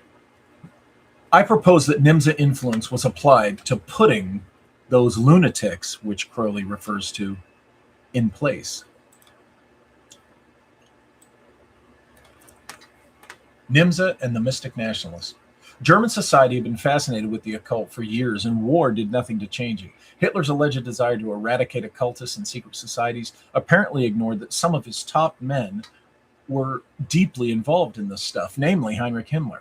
The Nazis were selective in their persecutions. Aryanism and anything promoting the superiority of German folk culture was acceptable. Thus did Heinrich Himmler create the Ehrenurbe-Dienst, aka Ehrenurbe, devoted to archaeological and scientific studies of ancient esoteric lore, particularly that with potential for military application. What is the specific significance here? Joseph Farrell states it clearly, quote, in a certain, let me get rid of this pop-up. Quoting Joseph Farrell, In a certain sense, Himmler had willed into existence an entire government bureaucracy to do nothing but military studies of the esoteric, all under his personal control. This created an unusual, if not unique, first in modern history, because for the first time in modern history, a technologically and scientifically sophisticated great power was acknowledging, even if covertly, the existence of a very ancient, very high civilization whose science it was intent upon recovering. Himmler had decreed, in effect, that the Third Reich was not only going to look for a paleo ancient, very high civilization for Atlantis, but more importantly, for its own science. End quote. That's from the Philosopher's Stone, page 254. When I quoted the above passage in my book Origin, I thought the Nazis were seeking to be the beneficiary of what NYMZA had to offer as regards ancient advanced technology in their possession or awareness. But now, I am of the mind that NYMZA was setting itself up as the beneficiary of exotic ancient technology to be found off this planet. NYMZA, as I've said, was using the Nazi German machine to reach for the stars, where they believed the secrets are waiting. Of course, Nazi Germany did not survive long enough to get NYMZA off the planet itself. Nazi Germany itself did not survive long enough to get NYMZA off the planet. That had to wait for Operation Paperclip and the establishment of the United States Manned Space Program, a program envisioned, designed, and engineered by Nazi scientists. Through NASA and classified space flights likely conducted by the U.S. military, NYMZA was able to see what relics awaited us on the moon and Mars. But there appears that even more was revealed, for some interesting things were done in the course of Apollo that suggested they were expecting someone was waiting for us and watching and on their way. The Nazis and the nameless ones. The esoteric pursuits of Heinrich Himmler and the other key Nazis are the NYMZA handprint in the rise of Nazi Germany. Himmler and Williget and their like-minded associates were the puppets used by NYMZA, as they had likely used the 19th century occult socialist milieu. The demise of Nazi Germany was to be expected once the war proceeded. I suggest that a Nazi international was envisioned from the beginning. Joseph Farrell closes The Third Way with the following, quote, with both Nazis and communists in the mix and potentially in conflict behind the scenes domestically and internationally, with a hidden system of finance and colossal science projects playing with antimatter and searching for a new physics within an institution that has a kind of international sovereign status all its own, breakaway, the stakes are too high to ignore the possibilities presented by the two great socialist ideologies of the 20th century lurking in the background, end quote. Both the Nazis and the Soviets served the International. The NYMZA cabal planned to temporarily use either Nazi Germany or the Soviet Union to advance their vision of global dominance. Why were they so openly evil about it? It was part of a psychological shock strategy perpetrated on the public. It also worked with Soviet Russia under Stalin, but Marxist agents were already well rooted in the United States before the Nazis rose to prominence, so we didn't get the truth about the Soviets for a while yet. In spite of the horrors of both of these regimes, there was a deeper and sneakier objective: the influence of socialist ideology, i.e., there are more people in America and England enamored of socialism than ever before. This is a result of the social influence and manipulation carried out in the Free West prior to, during, and especially after World War II. The objective was neither to simply establish a fascist stronghold in Western Europe, nor merely a workers' Marxist paradise over Eastern Europe. The objective was to see which of the two could advance NYMZA's control over a useful empire, or to see which power rose to the challenge in stopping whichever of the two threatened the world.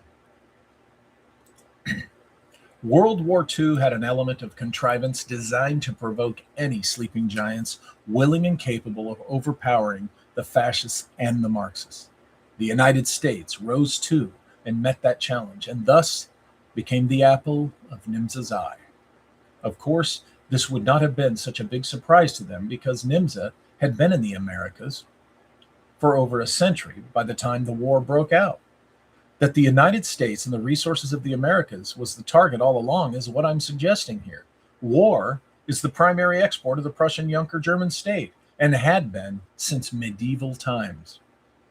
World War II may have been a huge gambit, and it paid off. But being the most colossal expression of war known in human history, NYMZA had to find a different way to keep the military industry going in a world where the masses were truly weary of war. The answer was a Cold War, and that's exactly what we got. No conventional global warfare needed. Only the occasional regional skirmish was deemed necessary to prevent another Nazi Germany. After the extremes of Hitler and Stalin, the comparatively lesser evils of bureaucratic tyrannies go down easier, especially reinforced in our era of fear and the madness of hypersensitive political correctness. Cold War allowed the military-industrial world to bloom richly while relatively few soldiers were expended. The globalists pursued those bureaucratic tyrannies and almost without bloodshed. Oops. Next section, titled, I Said Almost Without Bloodshed. One does not stand up to the empire. In Joseph Farrell's book, The Third Way, The Nazi International, European Union, and Corporate Fascism, we read of Hammershock's supply-side scheme of export production by developing lesser nations through the exportation of physical German industrial plants, thus giving the Reich access to that country's natural resources and room to grow. It was a clever way for Germany to move in and establish much influence, but Schacht was a student of the medieval Junkers and what Germany had subsequently done with Kuhn Loeb and had continued doing in Latin America. The NYMZA Empire had taken root in the Americas. By 1915, we had already seen the assassinations of Lincoln, Garfield, and McKinley, each of whom had threatened NYMZA's interests, particularly where money was concerned. In May of 1915, there was the sinking of the RMS Lusitania, suspiciously sunk by a German U-boat on a telluric current off the coast of Ireland. I have already suggested that the death of the mysterious Cora Stanton later that same year, along with 6 other victims, had actually been the ritualistic murder of Etta Place, which served to silence a witness to NYMZA's South American secrets and to facilitate a blood sacrifice at the hands of people mad with black magic intent. One can see a pattern of public manipulation through assault on the psyche in these and other events along the timeline up to 2001. MK Ultra came to the United States through Operation Paperclip, through German psychiatrists. The American public would learn about it in the mid-1970s when Congress brought the CIA to task over the discovery of the agency's insidious application of mind control techniques on unwitting subjects. But like the UFO mystery, mind control shenanigans did not start with World War II. Chapter 11. Okay, hold on.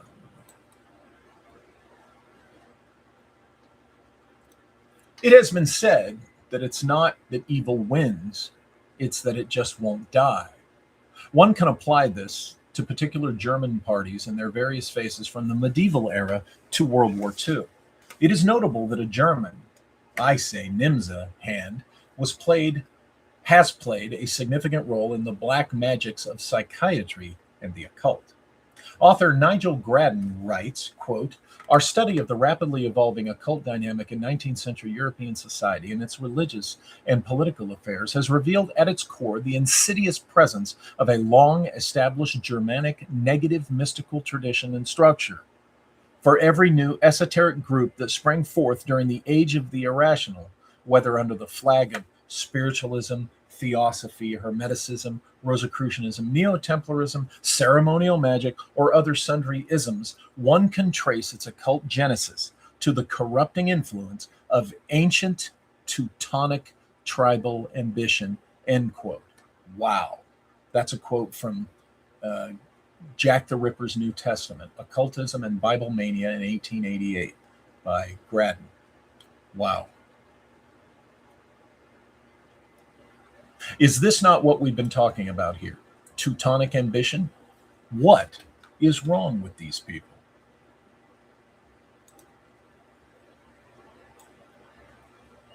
Graddon also writes, quote, from the 9th century onward, Central Europe's tribal overlords made alliances with similar groups in other parts of the world that worshipped the same idols and were characterized by extreme occult-focused ambition, end quote.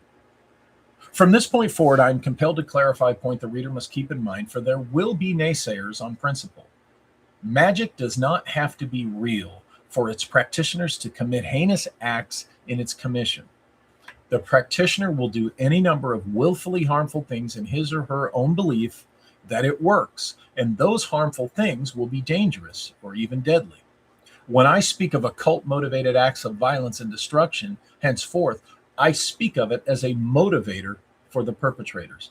Scoffing at murder and terrorism because one does not personally believe magic is real is rather ignorant. Don't be that asshole. We're talking about what's going on in the perpetrators' minds. Furthermore, I'm making an argument that serial killings are used in mass mind and behavior control, as well as public and accidental death assassinations. How might we connect this German negative magic tradition, to which Graddon refers, and assassinations or engineered serial killings? The FEMA. Go back and look at Winkler in the earlier chapters. The FEMA used terror in their executions to keep their intended public in line. Graddon is suggesting the same with the Ripper killings and others. The FEMA are the enforcement arm of the NYMZA, and anyone who opposes NYMZA meets a violent end by the hand of the FEMA. It's logical that this very secretive group would facilitate engineered serial killings and other terror. I propose that the FEMA facilitated the murder of Abraham Lincoln, as inadvertently revealed by Bismarck. Likewise, Garfield and McKinley. It is my opinion that the FEMA oversaw also the ritual murder of Etta Place in San Bernardino. They could also have had a hand in the attempt on the life of President-elect Franklin Roosevelt in 1933. Giuseppe Zangara had served with the Italian Royal Army during World War I when Italy was among the Allied forces with the U.S. before moving to the United States. By the year of his attempted assassination of FDR, Italy had become fascist and Zangara had become anti-capitalist. Why would NYMZA want FDR out of the way? Franklin Roosevelt, an ardent Assistant Secretary of the U.S. Navy, had been a supporter of the preparedness movement, which staunchly supported the buildup of the U.S. military. Emerging in 1915, some suspected that this movement had been a covert effort to prepare the United States to enter the war, naturally World War I, on behalf of Germany's enemies. NYMZA would not have liked this at all. Included among these preparedness advocates were Atlanticists, of whom we shall learn more. Suffice it to say, these Atlanticists would come to like the idea of an American empire, which would become the objective of NYMZA later in the century. At the time of World War I, however, NYMZA didn't need an alliance of industrially strong military forces standing in the way of their aspirations for Germany, especially by 1933, right after the rise of their creation, the Nazis, that pro-preparedness and former U.S. Navy Undersecretary becoming U.S. President would not be conducive to NYMZA's big move on the world stage. But Zangara failed. He missed FDR and ended up writing Old Sparky in Florida for his effort. Had NYMZA set the FEMA onto the newly elected FDR? Did their intended patsy flub the assassination? And what about the assassination of Huey Long, the son of a political opponent, has always been alleged to have fired the fateful shot that mortally wounded Senator Long? But there is a theory that it was a shot fired by one of his own bodyguards in response to Weiss's attack. Reportedly, there has emerged evidence that this may indeed be the case.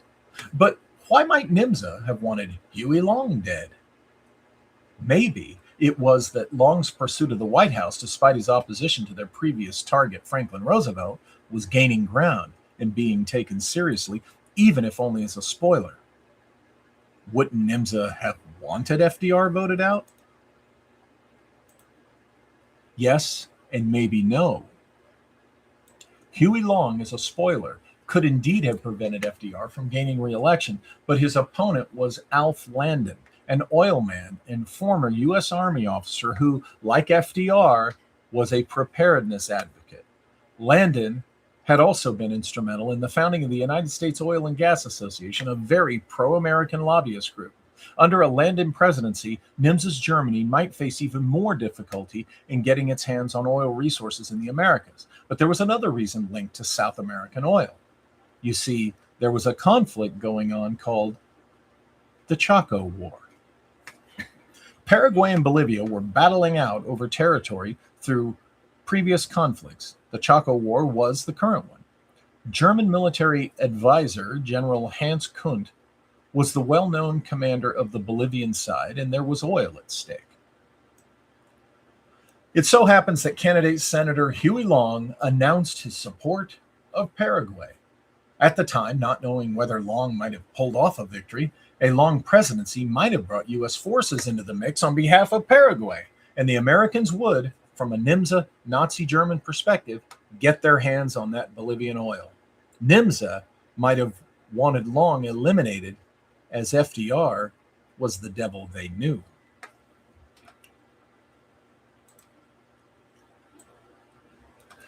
Might the FEMA have gotten to one of Long's bodyguards?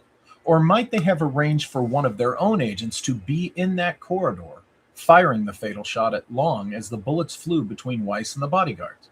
And we haven't even asked if the FEMA provoked Weiss in the first place, creating the chaotic scene to camouflage the real assassination. The assassination of Huey Long is just another one of those situations in which we find Germans lurking about. And why is that? There is an allegedly accidental death just after the end of World War II that we must consider a FEMA hit. That is the questionable accident which killed General George S. Patton. In what is described as a low-speed incident, General Patton received a severe injury to his head and spine, which rendered him paralyzed. Over the years, some scholars have wondered if this was more than an accidental collision. One could debate that for hours, but here we first ask, would NYMZA have wanted Patton eliminated? Patton was famously quoted saying that we had been fighting the wrong enemy, that the Soviets were the real problem. The general's admiration for Nazi efficiency is often cited as an expression of anti-Semitism, along with his actual reported expressions of anti-Semitism. Why would NYMZA Nazis want the guy out of the way? With World War II over and NYMZA Nazis busy establishing the victorious United States military-industrial complex, you'd think Patton's open hostility to the Soviet Union would be the perfect cheerleader for the newly embarked Cold War. Patton was more of a threat to the Soviets than NYMZA Nazis, right? Unless the motive for a so-called accidental death had less to do with Soviets than it did with NYMZA Nazi technology, which Patton's 3rd Army's 45th Infantry Thunderbird Division is believed to have been directly pursuing. Joseph Farrell elaborates further.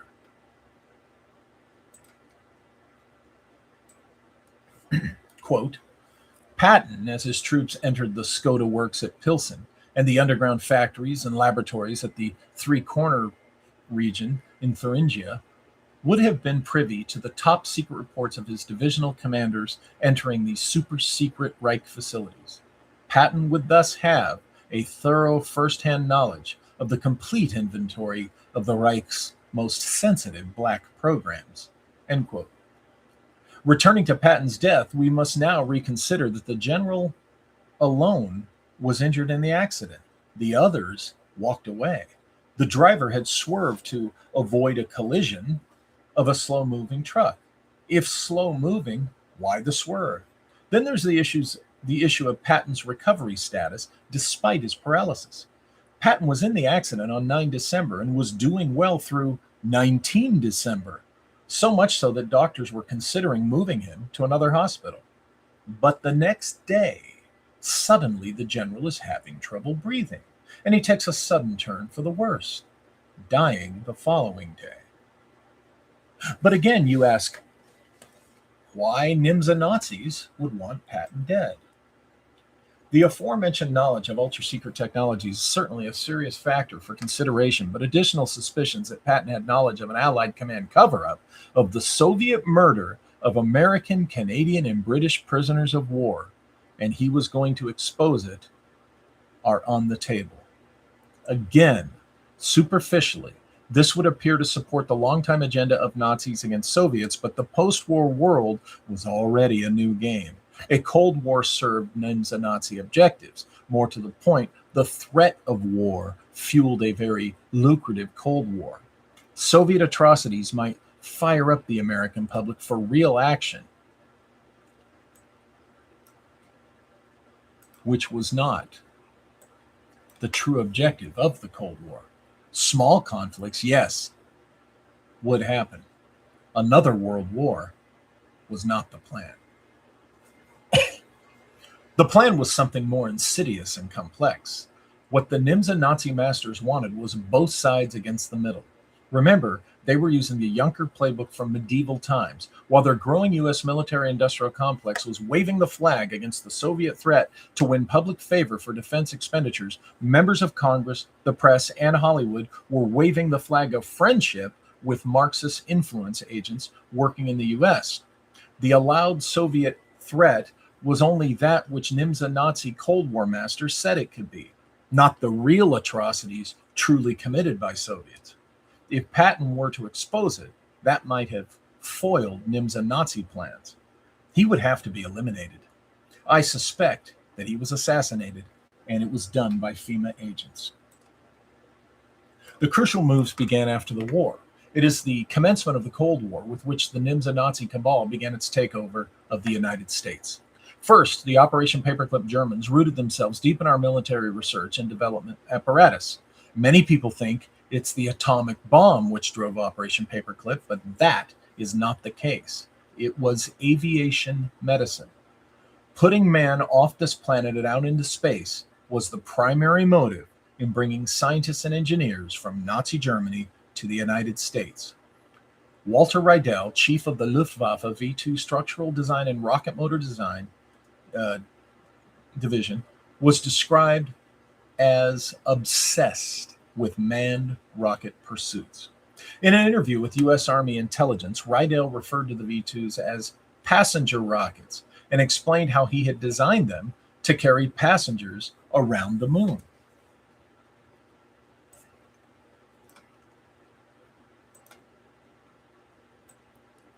Aviation medicine experts Major General Malcolm Groh and Lieutenant Colonel Harry Armstrong of the U.S. Army Air Corps knew the German aviation medicine scientists who would go on to serve the Luftwaffe during the war, and they wanted what those Germans knew, but were rarely telling about their research into high-altitude flight.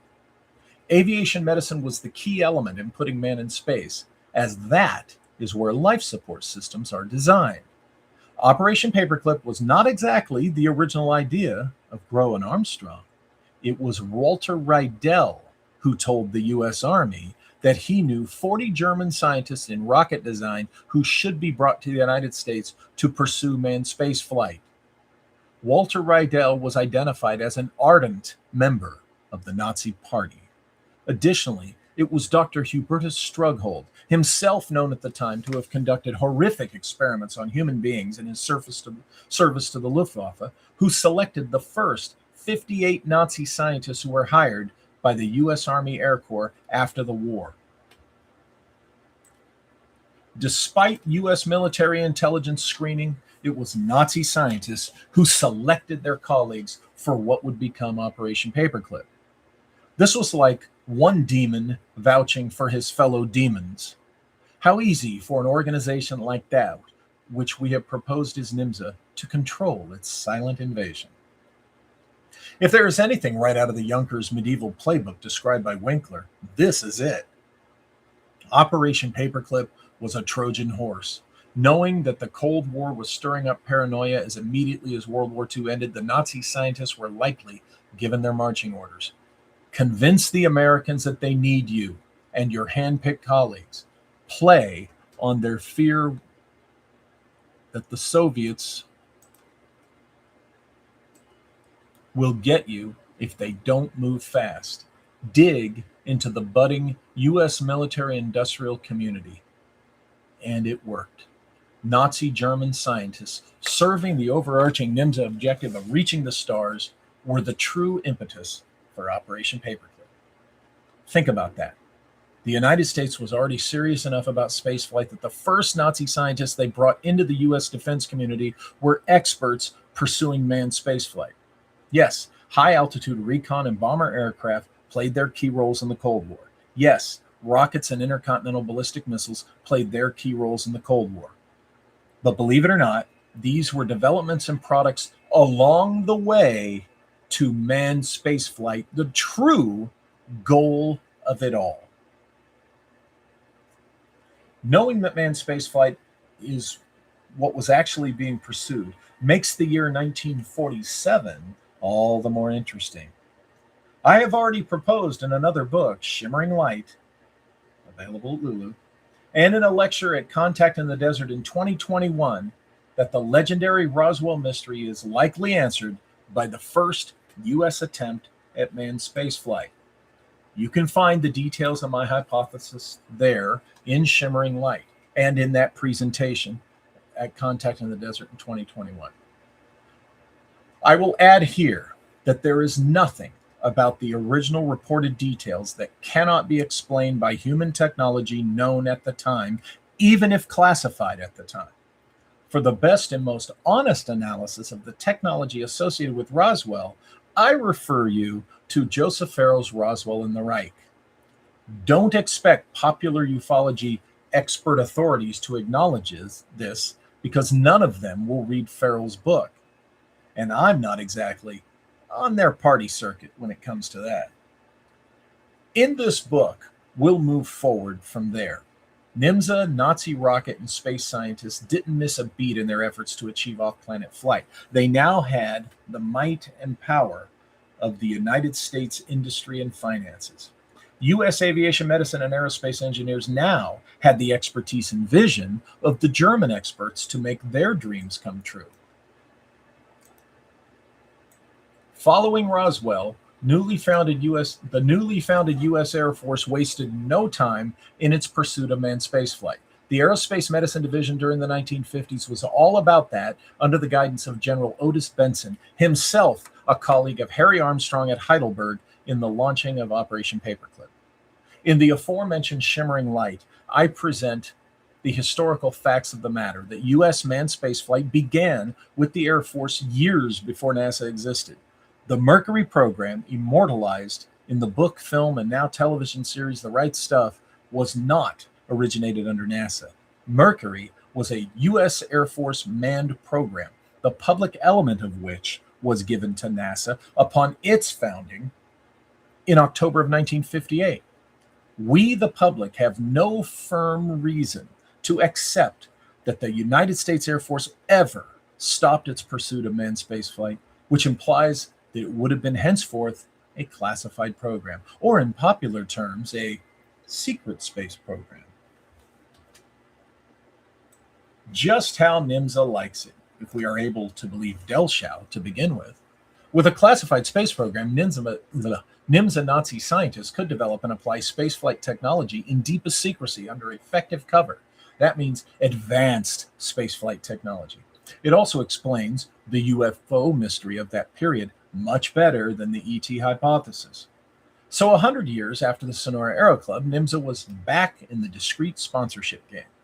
By the 1950s, the Junkers' centuries-old invasion by industrial ingratiation maneuver had paid off, putting them into position to attempt a coup in the most powerful nation on Earth.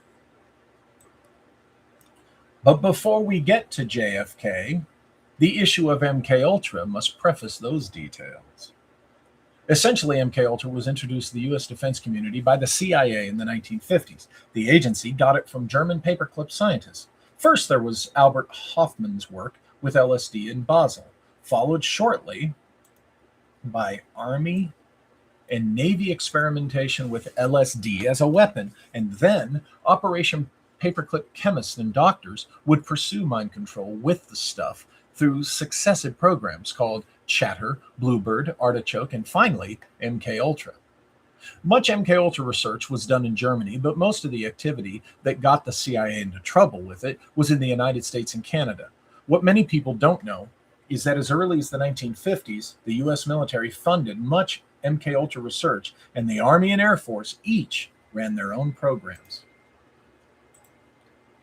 Interesting that when the CIA had to come clean to the Congressional Church Committee in the mid-1970s, we didn't hear the same from the US Air Force, which had been running its own research for over 20 years by that time. In fact, though their programs were secret, the Army and Air Force's MK Ultra programs were ultimately considered the definitive work of all US government agencies on the subject. Think about that. The US Air Force has jurisdiction over what the public learns about UFOs. You think they're not applying MK Ultra mind control tactics to that subject? With this legendary and infamous program came America's foray into mind control, and that became very useful to NYMZA and its plan for the remainder of the 20th century and beyond. By 1960, NYMZA had used its post-war Nazi agents, witting or not, to guide the creation of the modern U.S. industrial complex and political influence to control it. During this same time, the ingratiation of the Nazi Gehlen spy ring into the CIA had successfully seduced Allen Dulles. The United States stood at the threshold of a major launch into the frontier NYMZA had dreamed of for centuries. Behind the camouflage of the stars and stripes, the Prussian Junkers would plant their boots on new worlds, with the Bull of Rimini as their cosmic charter. The military-industrial complex of the United States was NYMZA's launchpad to the stars, but it wouldn't be enough. They wouldn't get farther than orbit without control of both the money and the politics. How to do that seemed academic when John F. Kennedy entered the White House. That's when they hit a speed bump, for Kennedy would not prove so easily swayed. To most Americans, the clues went mostly ignored, likely because what was going on was not really perceived by the average citizen. President Eisenhower's thinly veiled warning about the military-industrial complex was the clearest indicator, but most people in the United States were too comfortable to be concerned. But Kennedy did understand the warning. He also recognized who might be at the head of the monster, for he famously threatened the CIA and was only later discovered to have planned joint space operations with the Soviets. NYMZA would not have liked this at all. When Kennedy additionally challenged the Federal Reserve's domination over U.S. currency, the decision was made. Kennedy had to go. But it couldn't be by mere electoral process, nor even a simple scandal. There was too much at stake for NYMZA. Standing at the threshold to meaningful presence off-planet, having endless resources of the greatest military-industrial machine known in history at that time, and enjoying unseen and decisive influence over its former enemies.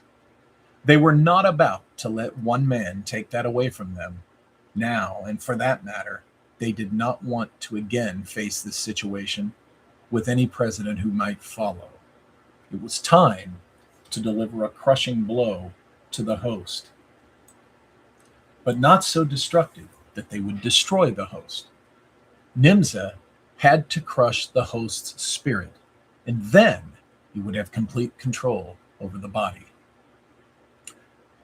That looked like a job for the FEMA. John F. Kennedy, like Abraham Lincoln, James Garfield, and William McKinley before him, would have to die in public, but in a more spectacular display of terror. This is what centuries of FEMA terror and the clinical results of MKUltra psychic driving research had revealed to NYMZA. Hit the target with shock and terror, hit them repeatedly to wear them down, and the target will become pliable. Buried within the mind control was the coup. The target was the American people. I refer the reader to the works of Jim Marrs, Joseph P. Farrell, and Daniel List for the details on the coup hypothesis. Personally, I already accept the idea. I'm convinced. NYMZA, via its post-war Nazi cabal, aka the Nazi International, pulled off a coup and overtook effective control of the United States through the assassination of President Kennedy and subsequent actions across the decades to follow. Farrell demonstrates in his works that the one group with ties to every traditional suspect in the JFK assassination was the post-war Nazi cabal.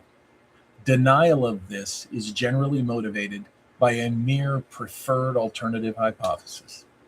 Mine is that the Nazis pull it off, and I add that their masters are the NYMZA.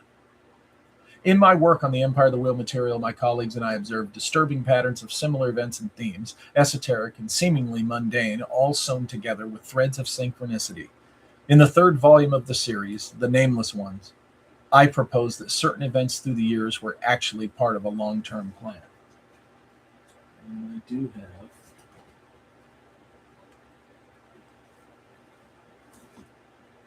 Oh, here is... Oh, shoot. So here is Shimmering Light, the book in which I referred to that gets into MK Ultra, and also lays out the details of my alternative Roswell hypothesis that it was not ET. But this is the book I'm referring to now, Empire of the Wheel, The Nameless Ones. All these available at lulu.com. Lulu, not Amazon.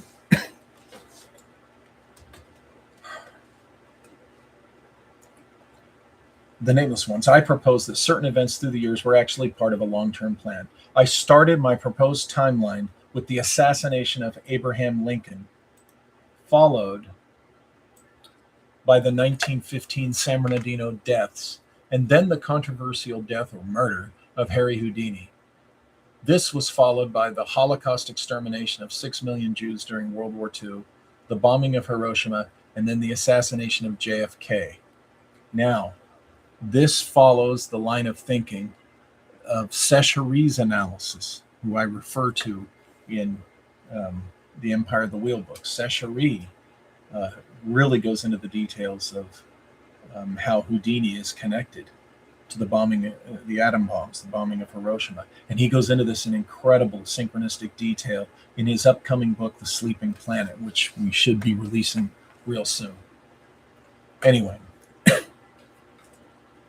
the San Bernardino deaths in 1915, the controversial death of Harry Houdini, the Holocaust, the bombing of Hiroshima, and then the assassination of JFK. All these events, in my analysis, were deliberate acts of shock and trauma perpetrated with multiple purposes, but all of them inclusive of intended public manipulation. It didn't end with the coup killing of Kennedy by the FEMA. I think they continued the assassination tactic with Martin Luther King and Robert Kennedy. And that wasn't enough because the Zodiac Killer emerged during the same decade, as did Charles Manson and his family. It is well known that the Zodiac Killer, or killers, are suspected of involving a military member or veteran. And Manson is also suspected of having connections to U.S. military intelligence. The murders associated with the Zodiac Killer and Manson so effectively induced public fear and dread that NYMZA's mind control agents did it again with the Son of Sam killings in the 1970s, along with lesser but equally terror-inducing serial killers across the country through that decade. But assassinations and serial killers still weren't enough. NYMZA's minions took a final shot at JFK through sabotage of the Space Shuttle Challenger in 1986, I suggest. The public space program is a legacy forever linked to JFK through his committing of the U.S. putting a man on the moon. Throughout the tumultuous and weary years of Vietnam and political scandals, Americans always had the space program to be proud of when the country looked like it was dissembling. With the 1980 election of Ronald Reagan, the early years of that decade had turned things around, and Americans were feeling a little more national pride. This was unacceptable to NYMZA, so a strike at the heart of the country was necessary. I suggest that sabotage of the first U.S. manned spaceflight, featuring a common citizen aboard, a school teacher in this case, was just what the NYMZA devil ordered. The Challenger disaster is a good place for a brief detour, as NASA and America's manned space program was a special project for NYMZA and is at the heart of why they exist. There are some curious details the reader should consider regarding the Apollo program. For one, some people suspect a hidden agenda in the Apollo missions. Richard Hoagland has proposed some astonishing ideas over the years, but it's his analysis of operational dates and landing sites that has revealed an apparent ulterior motive, suggesting that elements within or associated with NASA may have been communicating with an unseen someone out in space. As presented in his book with Mike Barra, Dark Mission, The Secret History of NASA, the reader understandably comes away wondering just what it means. But from my perspective, it makes perfect sense. Who was instrumental in making NASA happen? Paperclip Nazis. Whom do I say was behind Paperclip Nazis? NYMZA. As I've been saying, NYMZA's grand objective has been to advance aerospace technology to get off the planet. In my book, Empire of the Wheel, The Nameless Ones, I present Seshari's analysis of the word NYMZA and all its ancient associations to beings originally from another world. This is in perfect resonance with Peter Levenda's analysis of the Crowley and Lovecraft material on Cthulhu and Cthulhu. In short, NYMZA, in its most original incarnation, long before the Scythian Junker Prussian version, once had and is seeking a connection with someone from another world. Need more convincing? Think about Frank Rosasco. He's a son of one of the Italian ranchers of Tuolumne County, those ranchers whom Delshow claimed were providing the Sonora Aero Club with facilities to use as hangars for their flying machines. Rosasco lost his mind for an as yet unknown reason and spent the remaining 58 years of his life running those mathematical calculations, surveying a mystery spot on the family property, and conducting astronomical observations every day for 6 decades. Was Rosasco aware of what and whom NYMZA was expecting to meet in outer space? Was he aware of some beings from another world on their way here from across the stars? Is Frank Rosasco's fateful obsession the revealing clue that Richard Hoagland, Seshari, Peter Levenda, Aleister Crowley, and H.P. Lovecraft were right? Consider my essay, Secular Games, a Ritualistic Perspective on Apollo 1, which I published on my empireofthewheel.blogspot.com, in which I present the evidence that the tragic incident on the launch pad in which 3 astronauts was killed was a ritual sacrifice. Then go to the Hoagland and Barra book again and look at what the dates and sites selected by Farouk Al-Baz seem to indicate. There is also Joseph Farrell's take on the plaque left by the Apollo missions stating that we come in peace.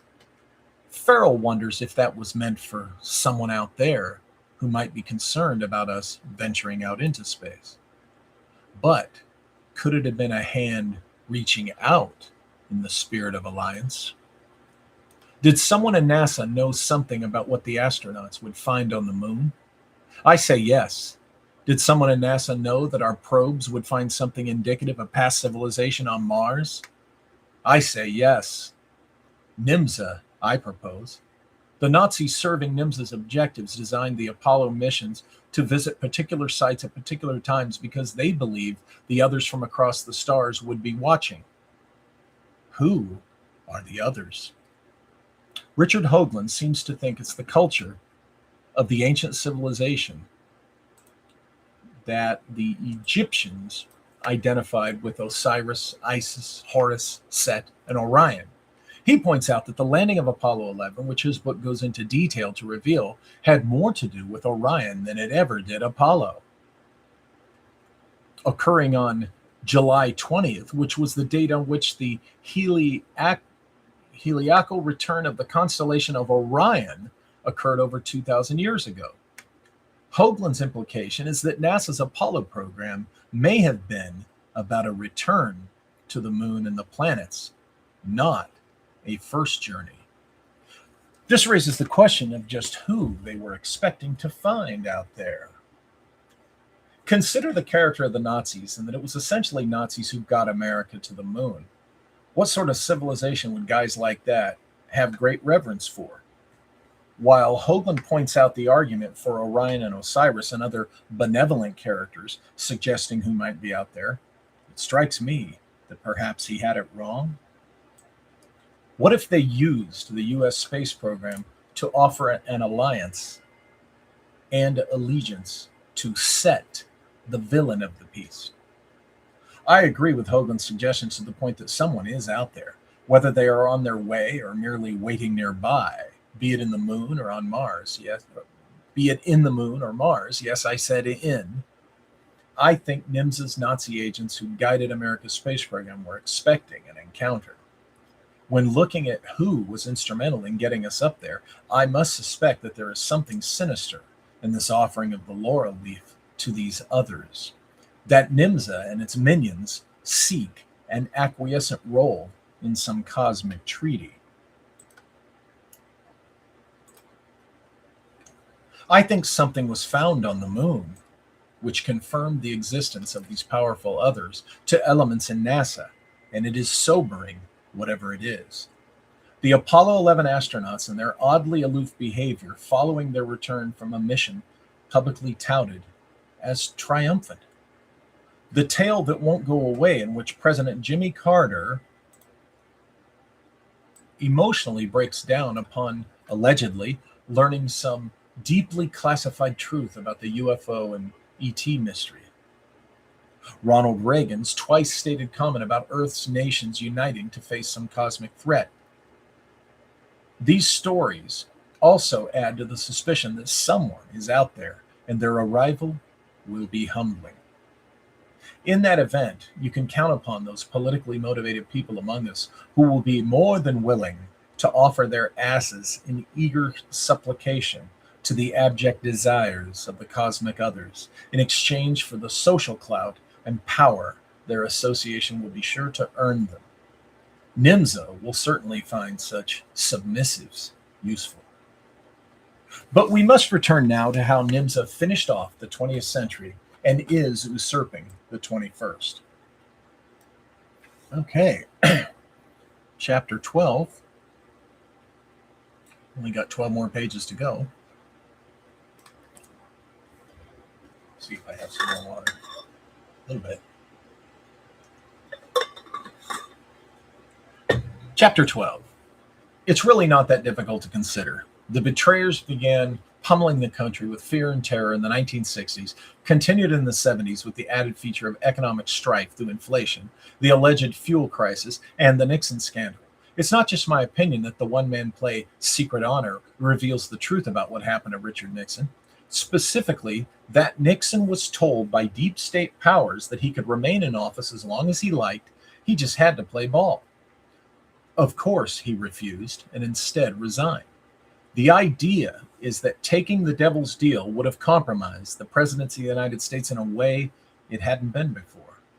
I think Nixon knew exactly who was behind this offer. Why? I think that has to do with the now revealed conversation in which President Nixon asked the CIA about the JFK assassination and gets silence. When you remember who emerged in the 1980 presidential race, I think you have your answer. The neocons and their man George H.W. Bush, who was essentially forced upon Reagan as a running mate, a la Johnson onto Kennedy. The neocons are the NYMZA representatives in the Republican Party. I wrote in 2023, by the way. George Bush was the son of Nazi financier Prescott Bush, pals with the Harriman boys, sons of Kuhn Loeb beneficiary, E.H. Harriman of the Union Pacific Railroad. Nixon wouldn't sell them the presidency, so NYMZA decided to go after it through the political circus. It worked. The neocons infected the conservative culture and rose to domination of the Republican Party. The neocon brand of conservatism was pushed, and the spirit of individuality along with the libertarian brand were pushed aside. Team politics was how NYMZA planned to divide the American public. Reagan survived the assassination attempt on him but it certainly sent the message that he could be got to. The FEMA was backing Prescott's boy. This was also the decade during which the threat of international terrorism pinged the radar of Americans. It was still something that didn't happen in the United States, but not for much longer. By the end of the decade, the neocon VP was president, and NYMZA could proceed with the next level. Terrorism reached U.S. shores during the 1990s, of course. President Bush seemed to not care whether he won a second term or not. Many said he didn't. I agree. The perception of a big change came with the election of Bill Clinton, himself a minion of the Marxists. Because the economy was allowed to thrive, Clinton got 2 terms, but the terrorism threat was building. As the world approached a new century, it was decided that it would not be an American century. The host had served its purpose. NYMZA could go its own way into a future that was corporate and global. The United States had provided a body which carried NYMZA as far as it could, and now it was time to fly.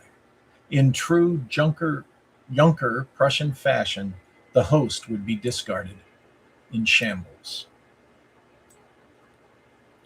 Terrorism would be the theme, but not the real weapon. The United States had been testing ground for the long-envisioned exotic weaponry finally within reach, thanks to the U.S. military-industrial complex. From the dusty Vedic annals through the days of the Sonora Aero Club and the 1890s airship mystery, all the way from The Secret of Roswell through the anti-gravity research breakthroughs of T. Townsend Brown, the final decades of the 20th century had brought NYMZA to what would be unleashed in the 21st. Camouflaged in a cloak of international terrorism, the attack on the World Trade Center on 11 September 2001 was an operational test of everything NYMZA hoped it would be. And still, no one believes it. The truth presented to the world in a single volume, in full color. Joseph Farrell calls it a briefing document, but to whom he is not sure. I refer to the book every one of you should read after reading the Winkler book. That book is Where Did the Towers Go? By Dr. Judy Wood. Whoever actually wrote it, this book is dangerous for anyone who may champion its hypothesis. Wood's book reveals that scalar weaponry brought down the towers that day. You may find your Rubicon within its pages. Be prepared to be mocked and ridiculed should you give it serious consideration, because between those with a stake in burying it and those who simply want the world to be as simple as it appeared when they were children, you will catch hell. With that fateful day, the plan for Americans had merely commenced. I recall watching the news of the events. I was in Amman, Jordan, ironically, working in counterterrorism. I had to watch German or BBC news in order to get information because American channels were providing nothing but reporters asking people how they felt. It was bizarre. Little did I know that my countrymen would come to be characterized by emotions from that point forward.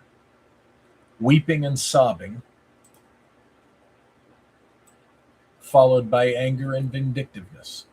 These were all natural reactions, of course, but there seemed little rational thought between them. There was also a strange artificial quality about the wave of patriotism that followed. Again, it was only natural to expect solidarity among citizens of any country after such an event. But I could not shake the impression that this post 9/11 patriotism had been artificially induced. As we marched through the first decade of the 21st century, the induced patriotism compelled a majority to go along with things like the Patriot Act in the Iraq War. Because the alleged perpetrator of the entire 9/11 attack had been in Afghanistan, sending our forces there made sense. But why Iraq? I recall the day I stood atop the ziggurat of Ur, realizing that we weren't there for the oil. We were there for something else. The idea of ancient relics being the true motivation for the Iraq War was new to me, but not to others, I would come to learn. I've written about it in my Secret Mission series, The Lost Technology of the Forgotten Civilization. For the second time in my career, I had experienced the suspicion that I and others like me were being used. And for the second time, it was again over technology. When my mission ended, I couldn't get out of the place fast enough. We transited home, I'm talking about Iraq. We transited home through Amman, a place I truly enjoy. I was so torqued up inside that I could barely relax despite 2 nights in the Four Seasons Hotel. It was as if I would not be safe until touching ground in the U.S. again. Never before nor after did any mission I went on make me feel like that. There was something bad there, something bad going on. I wasn't there for the good of the free world. I had been sent to Iraq in total service of our military-industrial complex, and that does not sell with me at all. Does not set well with me at all. I never signed up to serve any goddamned American empire, but that is what Iraq was about from the beginning, and what Afghanistan became not long after it started. I did counterterrorism gigs there, based out of Kabul a few times. Afghanistan never torqued me up like Iraq did, and it had been just about as dangerous. I walked away from that world in 2006 and decided to throw my eggs into a different basket. There were things happening in the national security community of the United States that were unacceptable.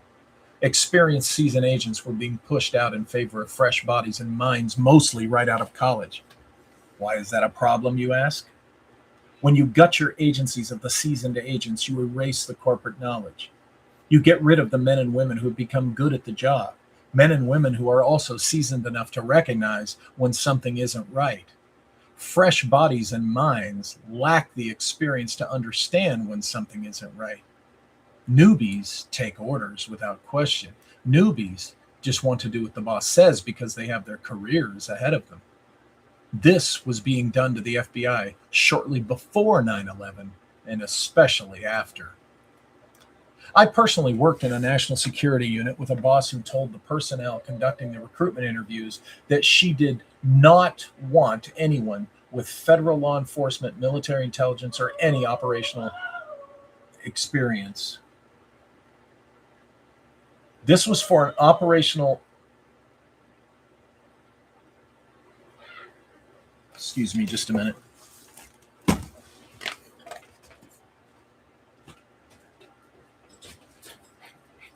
Hey.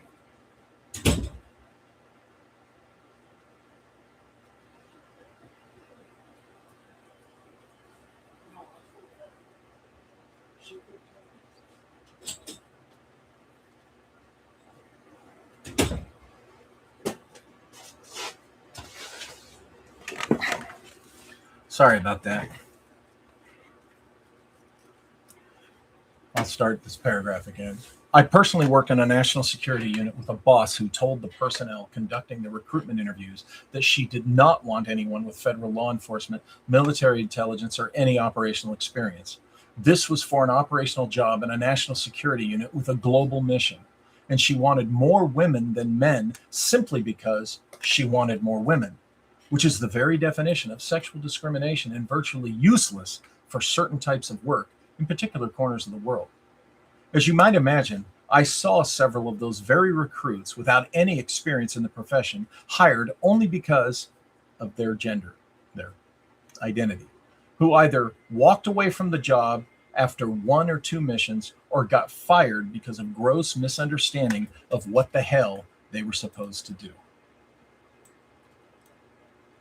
The actual experienced women who understood the job despised this practice, and they despised those particular females. I worked with women who had military operational experience and law enforcement experience, operational experience, and they were sharp. They knew the job, they knew what they were doing, and they despised this practice by that idiot boss. So, it was a culture thing going on. And that's the kind of crap that was gutting our effectiveness in this alleged threat. I'll continue reading. Your lives at home were being protected amid such bullshit. Rather, the empire was served. I got the impression one night in Khartoum that our supposed mission was secondary to an appearance of response, that the empire machine was the true priority. Unfortunately, much damage was done across the board in federal agencies of the U.S. national security community because of crap like foolish recruiting. What the FBI was doing by pushing experience aside for more pliable inexperience was even more sinister and served a plan that we continue to pay for today with much executive FBI corruption exposed in recent years. What the 21st century brought to our national security ranks was a much higher rate of mindless automaton devotion than ever had been before. The US government finally has what its career bureaucrats want: candidate pools full of recruits who want the job bad enough that problem agents who might question internal violations of federal statute and do something so pesky as initiate inspector general investigations can be pushed aside and replaced with young men and women willing to throw fellow citizens under the bus. You see, authority does a number on some newbie agents. One of the most concerning recruiting decisions in federal agencies, and especially police departments, that I have ever seen was the trend during the mid-2000s and 2010s to hand a badge and gun to practically any U.S. military veteran who wanted a job.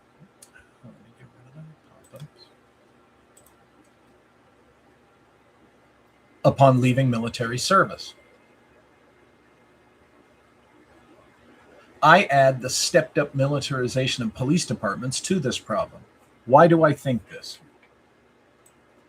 Infantry patrol in a war zone does not prepare a soldier to patrol the streets of American cities and towns. These are two different things.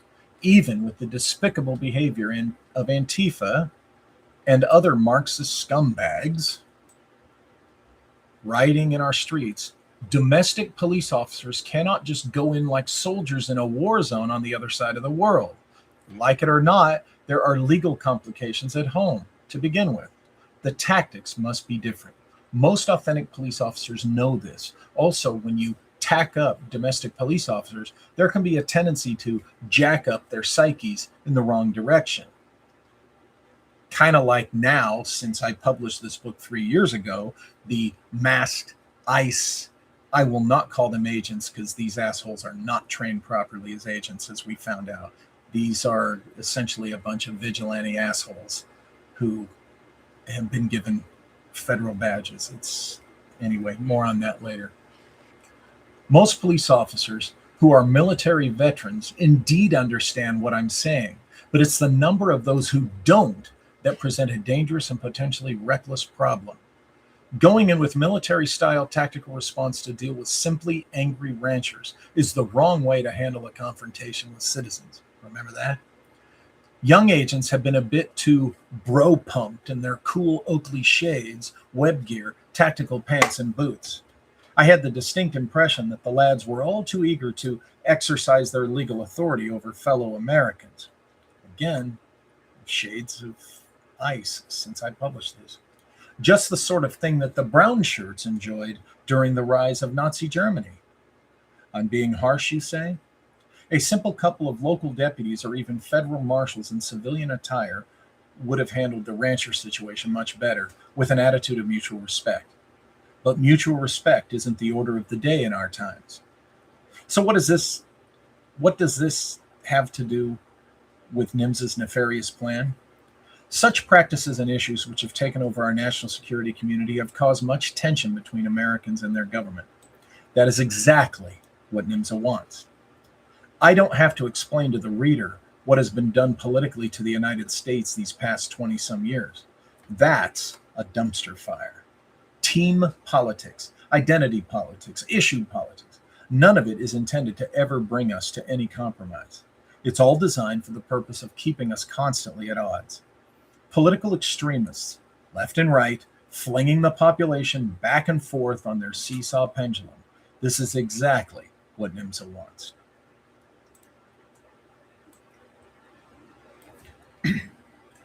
What about the psyche of the nation? That's even more insane than our political temperament. Anger, mistrust, paranoia, narcissism, delusion, rampant Dunning-Kruger, extreme materialist values, on it goes. This is exactly what NYMZA wants. I remember the days when you didn't often know how your friends or some family members even voted. Now your vote determines who will be your friend, and in some cases, whether families will stay together. This is as insane as Karens and NPCs of any stripe. It's exactly what NYMZA wants. Destruction, not just of the U.S. ability to resist militarily, but destruction of the very hearts and souls and minds of Americans to ensure that resistance never rears its head. Yes, the hits our economy takes are designed to ruin us in this same way, destroying opportunity, destroying fortunes, destroying the spirit to work and advance. NYMZA wants this. Their Juncker Prussian playbook dictates the ruination of the host because it works. NYMZA believes that such betrayal of the hosts will leave it at the top of the heap, it at the top of the heap being NYMZA, that it is leaving behind. Here we stand today, mostly at each other's throats over degrees of discrepancy. Within a given party, one group supports this candidate and condemns the group that supports that candidate. It doesn't matter that the differences are slim or even cosmetic. Americans have become religious in their politics and political in their religions. Presently, not enough Americans agree on what the country should be to take the steps necessary to save what it is. That is also what NYMZA is counting upon, and it is the single most tragic point in this entire book. The United States of America lacks a critical enough mass of its population to stand in agreement against our enemies. Far too many Americans suffer ignorant cocksurety to rally any real resistance. Far too many factions in America insist that their specific, unique definition of America is the only true way, and they will not budge, in errant belief that the majority of true Americans agree with them. It's bad enough that we have political extremism on both ends of the spectrum. We also have those political in their religion crusading their way into the mix, and it's the most fascist I've ever seen any allegedly conservative group represent themselves.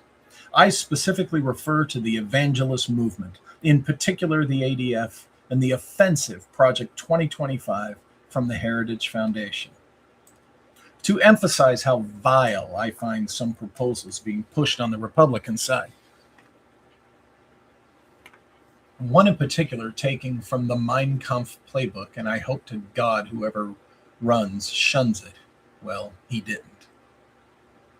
It's as Nazi as it can get with its disposition of individuals, fellow citizens, of whom a particular set of Americans disapprove.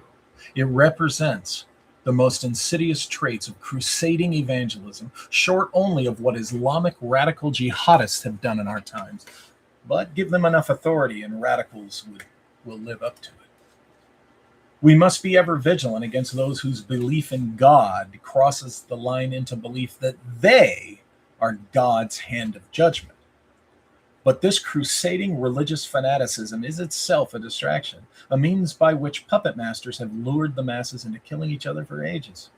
The ADF are among the useful idiots of the fascist element in our society, just as BLM was turned into something sour by the Marxist element.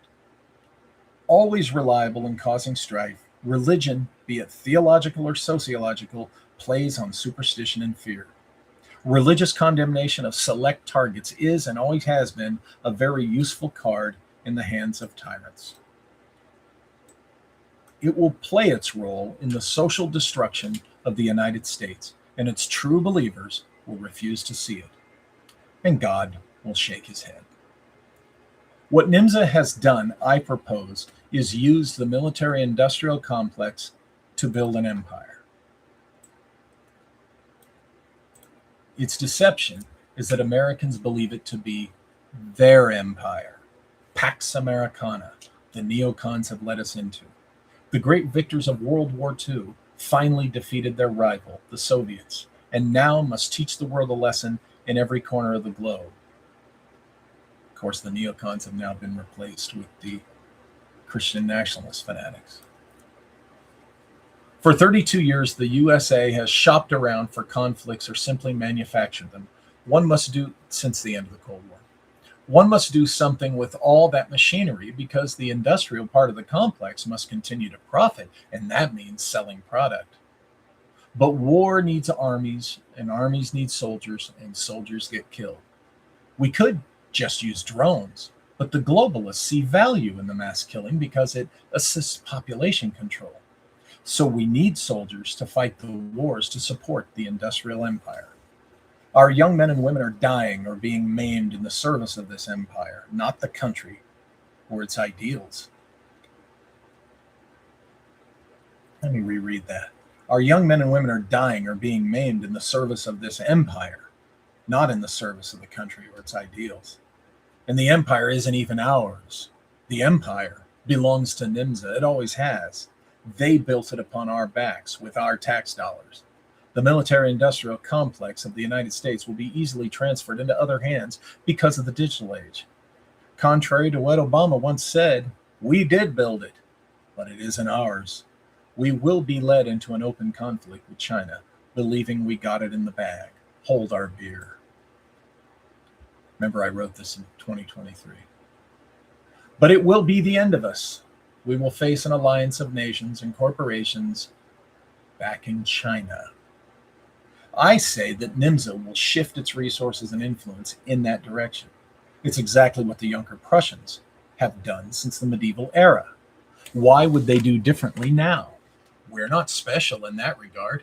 Think about what the Nazis did to some of their scientists at the end of the war when Allied forces were closing in. They executed them, their own people who had made things happen. Think of the U.S. as the technicians who made the NYMZA empire functional, and now they plan to dispose of us the way the Nazis did it, the workers at Peenemünde, and with whatever executed scientists had done for Kammler with the bell.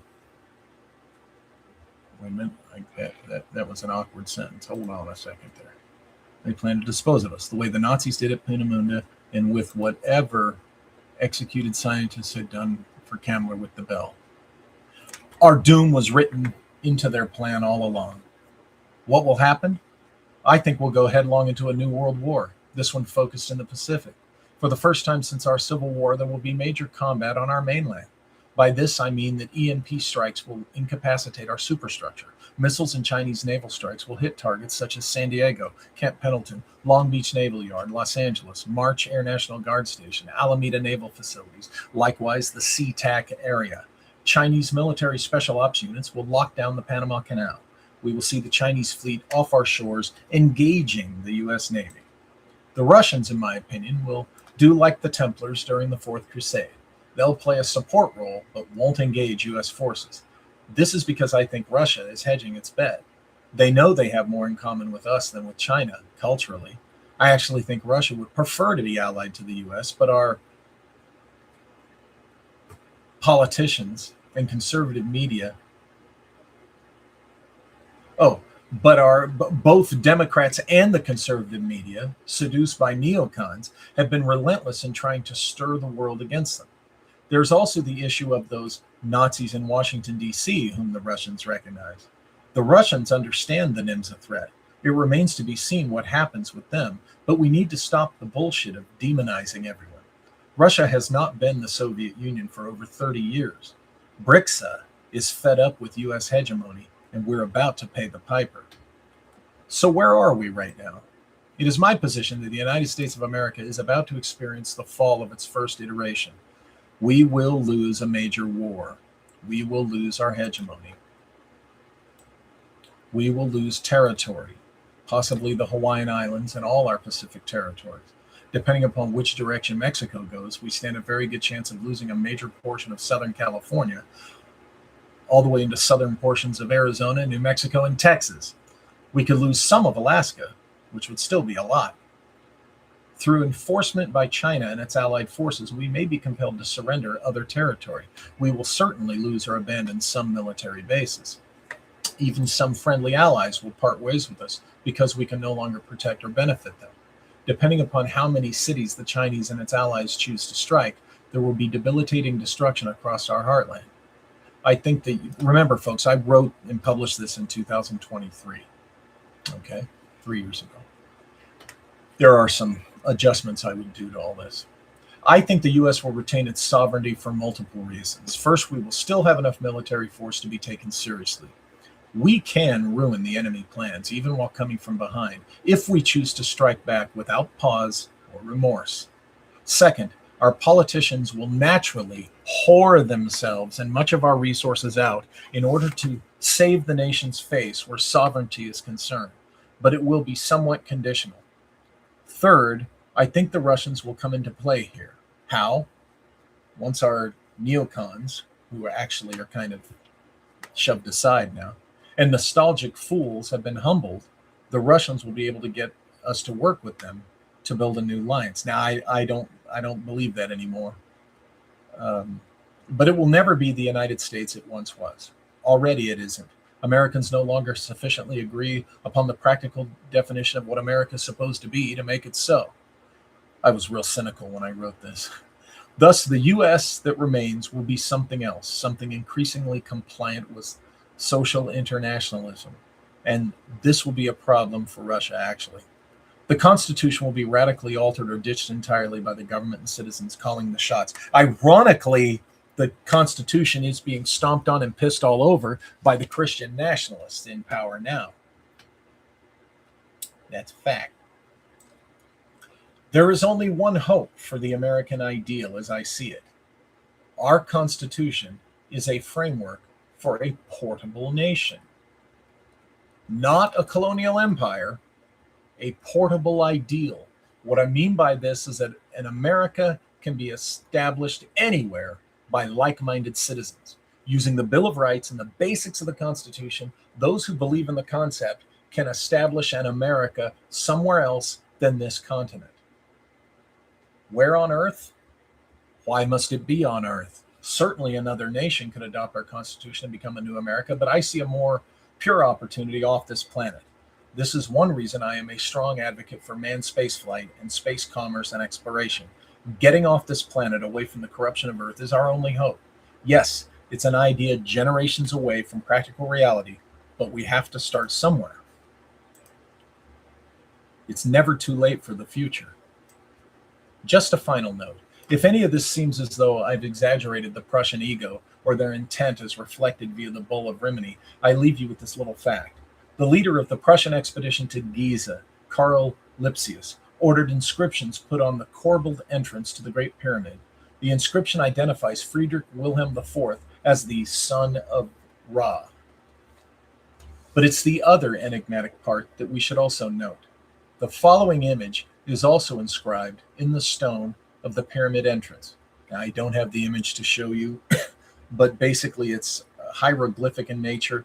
It looks like a delta, pointing down delta like a V, and then an O, and then 3 bars, and then another O with some lines down the center. It looks very hieroglyphic looking. Okay? The reason I put it in the book, and if you get the book, you'll see it. Okay? It is very similar to the symbol cipher Del Shao identified with NYMZA, which I also put in the book. The mysterious shovel D M =, X, and O with the bar through it. And I close the book with the question, what exactly is going on here? So, folks, that's it. That's NYMZA. Now, I wrote that book and published it 3 years ago. And there are some things as I read it that I need to adjust and change. It's been recommended to me to write a follow-up. And I probably at least should address the changes. When I wrote that and published it the year before the last presidential election, I really didn't think that the insidious Christian nationalists would be so embraced the way they are. And I'm not going to pull any punches. They're a goddamn theo-fascist organization. That's what they're about. They are political. They are not truly religious. Okay? They're a vile, black-hearted bunch. And they currently control that fading figure who is our president. And since that book was published, some some really unacceptable things have happened in the United States, as we know. And there is some hope if, you know, anyway, we'll have to see what happens this fall. But that is the NYMZA, How America Sold Its Soul book. I hope now that I read it, I realized I need to go in and tweak the argument of my hypothesis, because basically what I'm trying to say is this Junkers Prussian method of conquest was used against us through Operation Paperclip. And I hope that the book laid out enough examples that demonstrates my thesis. I don't know. I look at it now and there are things about the book I'm not pleased with. I'm sure there's things many of you are not pleased with hearing me read it. So anyway, I appreciate all you folks that hung out in the live chat for all of this.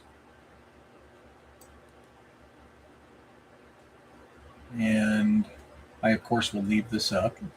I know I'm going to take some crap from people in the community because, quite frankly, we, have people in the community who think things are hunky-dory.